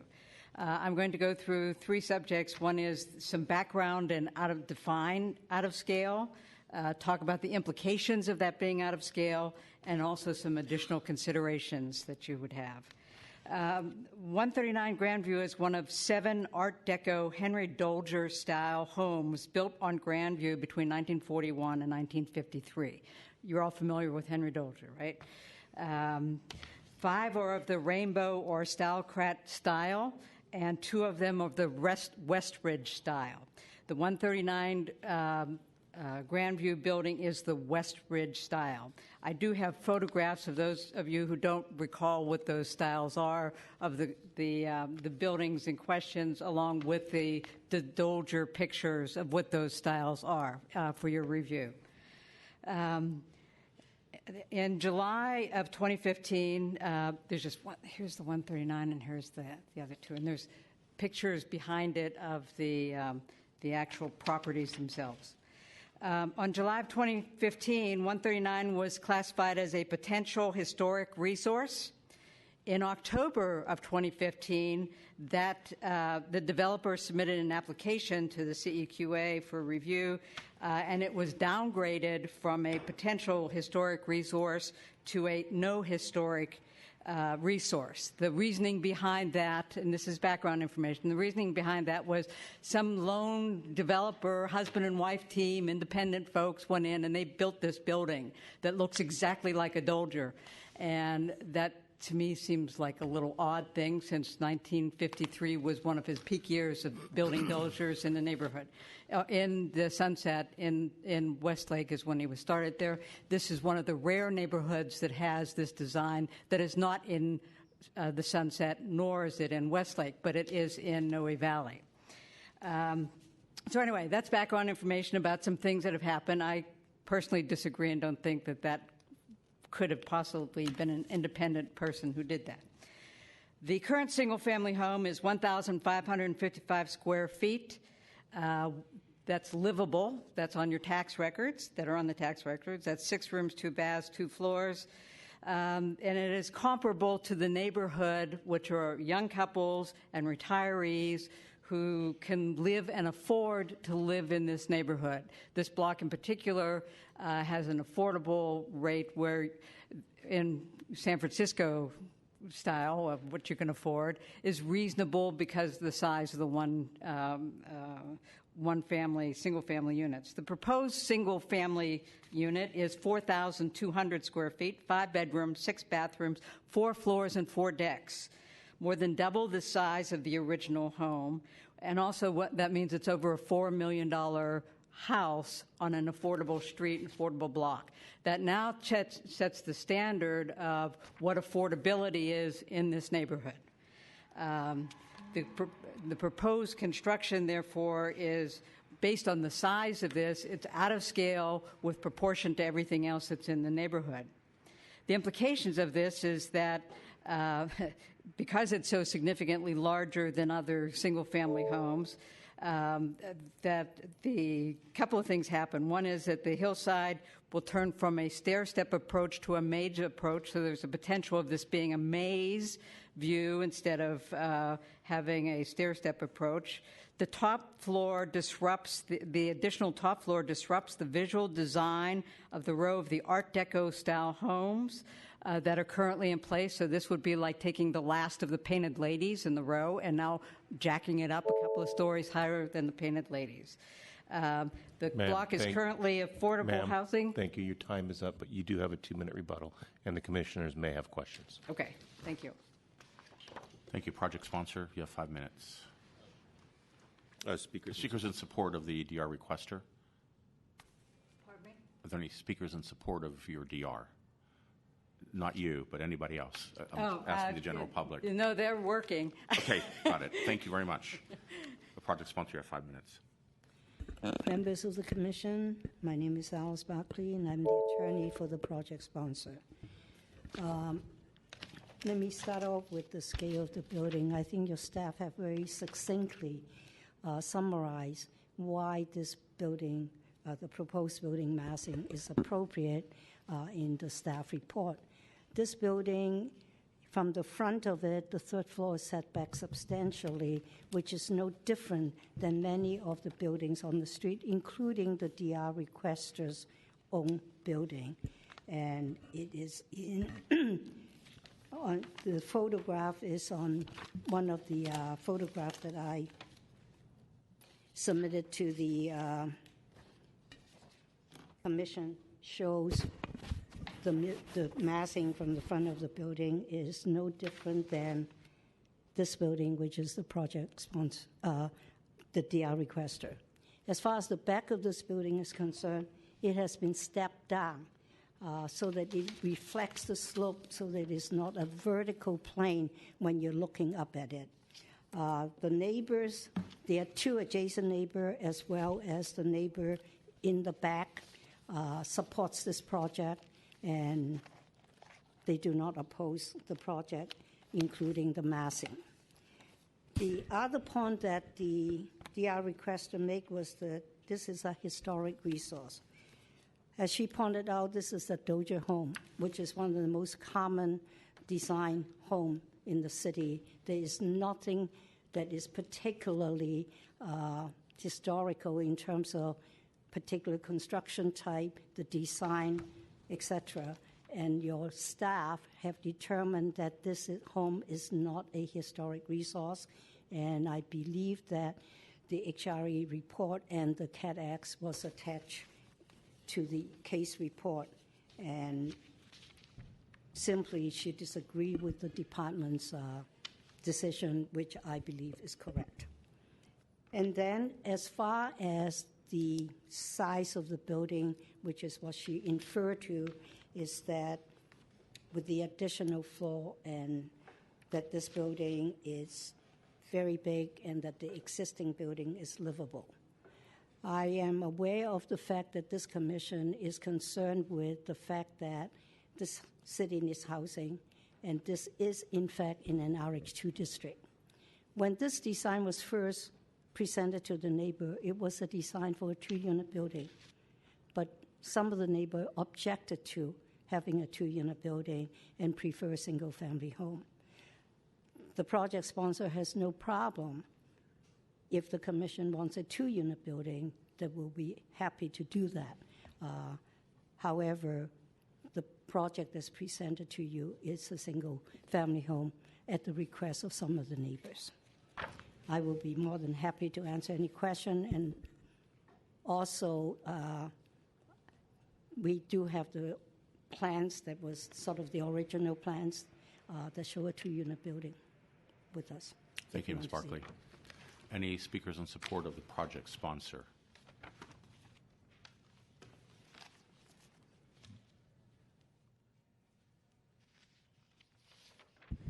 Good afternoon, Commissioners. In the interest of time, it doesn't look like there's a whole lot to talk about here. Alice referenced the second unit. It's a 2-bedroom, 1-bath unit.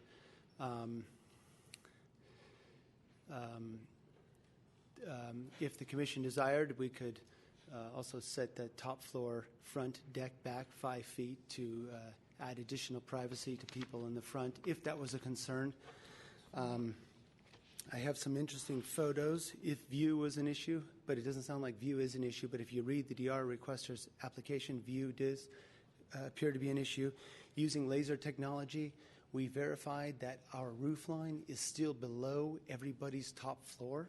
So from the top floor, their views will be pure. Thank you. Thank you.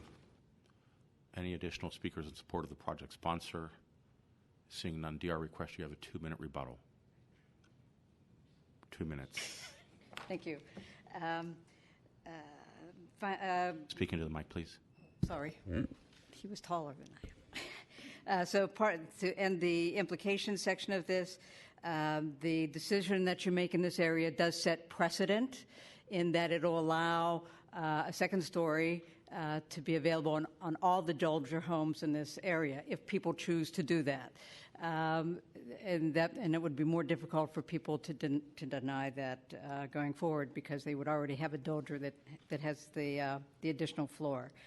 Other considerations, just because the code says you can build to a certain height doesn't mean you automatically get approved to go to that height.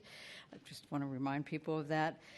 We also want to consider the historic implications for the neighborhood. If we change this from an affordable neighborhood to a non-affordable neighborhood, that'll have lasting implications for the rest of our lives. And that is my conclusion. And one other final statement. Your decision does has major impacts on the community, and don't approve this just because you can approve it. Thank you very much, and I'll be open for any questions also. Thank you. Project sponsor, you have a 2-minute rebuttal.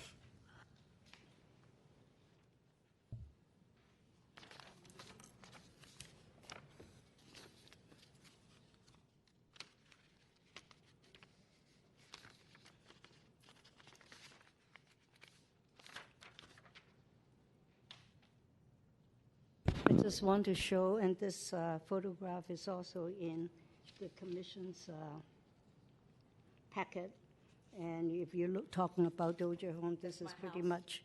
That's my house. Yes, but it's a pretty Dozier home style home, and it has a recessed third story. And as the DR requester stated just now, is her house. Thank you. This portion of the hearing is closed. Commissioner Moore. Appreciate the thoroughness of people thinking about this project. The effect of any change in any building has precedent-setting implications. However, in this particular case, I believe that the project does what it needs to do. The one thing which is of concern to me, yet it's being offered up to this commission, in an RH2, we are encouraged to really look at increasing units by an addition which is as extensive as this one is. I would like to see plans which show a unit that is equitable to context. It is not just another basement unit, which this commission is not accepting or wanting to entertain. So I think the idea of the developer offering it up is a very positive comment, which I embrace, together with the offer to set the front terrace on the 3rd floor back by an additional 5 feet. I believe that terrace use on streets which primarily do not have terraces facing the street side, but holding it back and tucking into the architecture is a positive move. So between those two things, properly documented, I'm in favor of supporting the project. I do like to see, though, what you are suggesting in terms of type of unit, size of unit, and where it is. So you would support taking DR? That's correct. Thank you for reminding me. It would require DR to see the building changed, so that is the correct proposition here.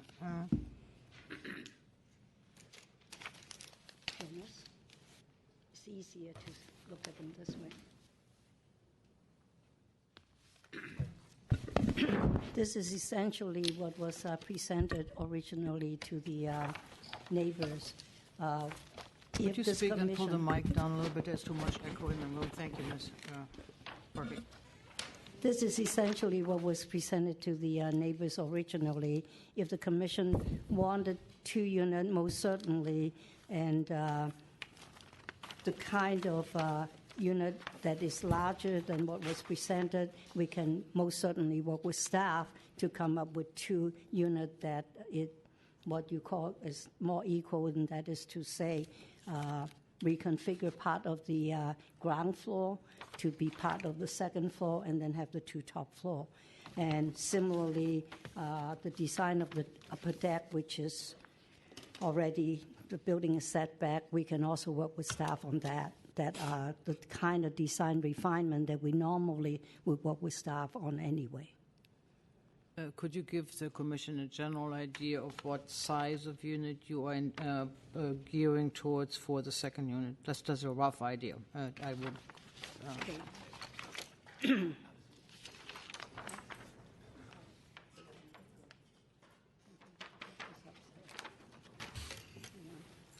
Basically, if you look at the proposed first floor plan, most certainly part of that, one of the bedroom on the at the rear could be incorporated into the floor below. So we have to rework that to incorporate portion of that floor into it.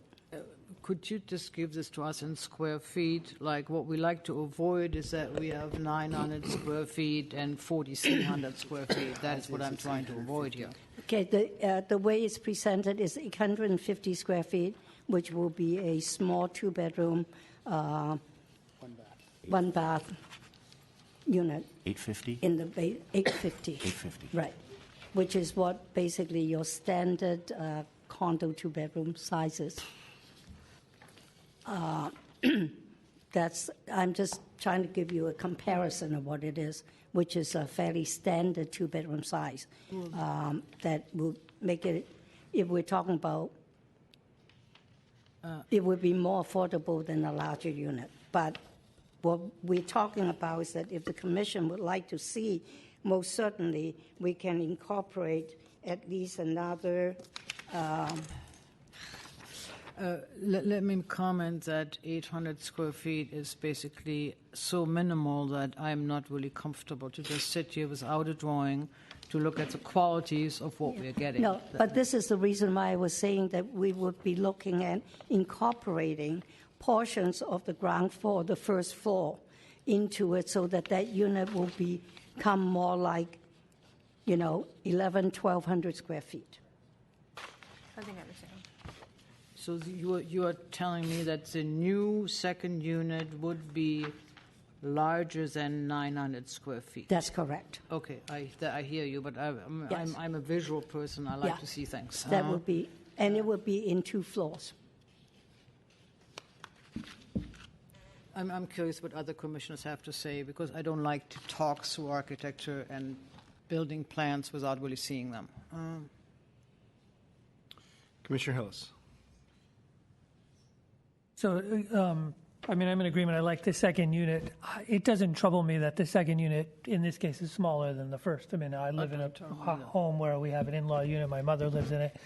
I think it's appropriate. And I think given how this lays out and steps down the hill, to kind of add something beyond the garage to the lower unit and a piece of it to the upper unit, I think would be awkward here. And it's not as if, I think you still have a fairly modest 2,900 square foot home above and an 800 square foot below. It's not kind of that incongruous that we've seen in the past with some 5,000 square foot units with the smaller in-law. So I'm comfortable. I think, kind of a diverse housing types work. I think this works. So, Commissioner, I think the other thing is that one of the design also is trying to provide 4-bedroom units, which is very lacking in the city for larger family and family with multi. Yeah, I just think taking a bedroom from that third floor and adding it to the basement floor leads to. You got to somehow work with what we have, and you've got a garage. Those are already kind of bedrooms behind a garage. So I'm comfortable with what you've presented in a smaller. I think you're right. We've seen 2 bedrooms in most condos are about this size. So, granted, it's with a 2,800 square foot home, but that's, I don't think, out of scale. So, I'm comfortable with this and would take DR, move to take DR with the modification shown of a unit on the ground floor and stepping back that top deck in the front. You said 5 feet? Floor. Yeah, on the top. And by 5 feet was you proposed? Yes. Yeah. Fine. Yes. Commissioner Richards. That was my motion. Second. I'm good. Okay. Commissioner Johnson. Thank you very much. Thank you for adding the second unit. It's something that the Commission has asked for in previous projects. I want to make things easy, so I guess I can be supportive of the motion. But I will say that I would be supportive of looking at extending that basement unit into the second floor. It looks like, and you go above the proposed, so there's a basement floor plan. There is space in the proposed first floor plan for an extra room or bedroom or something. But if people are okay with the unit as is, then I can be okay with it as well. The only thing I would ask is, never mind, that back deck is only 73 square feet. All right, I'm good. There's nothing further, Commissioners. There's a motion that has been seconded to take DR and approve this matter with modifications setting back the front terrace an additional 5 feet and adding a second unit. On that motion, Commissioner Hillis. Aye. Commissioner Johnson. Aye. Commissioner Moore. Aye. Commissioner Richards. Aye. And Commissioner President Fong. Aye. So moved, Commissioners. That motion passes unanimously 5-0. Commissioners, it'll leave us to general public comment, for which I have no speaker cards. Is there any general public comment this evening? Okay, not seeing any. The meeting is adjourned. How big is your mother's apartment? How big is your mother's apartment? Bonus lines.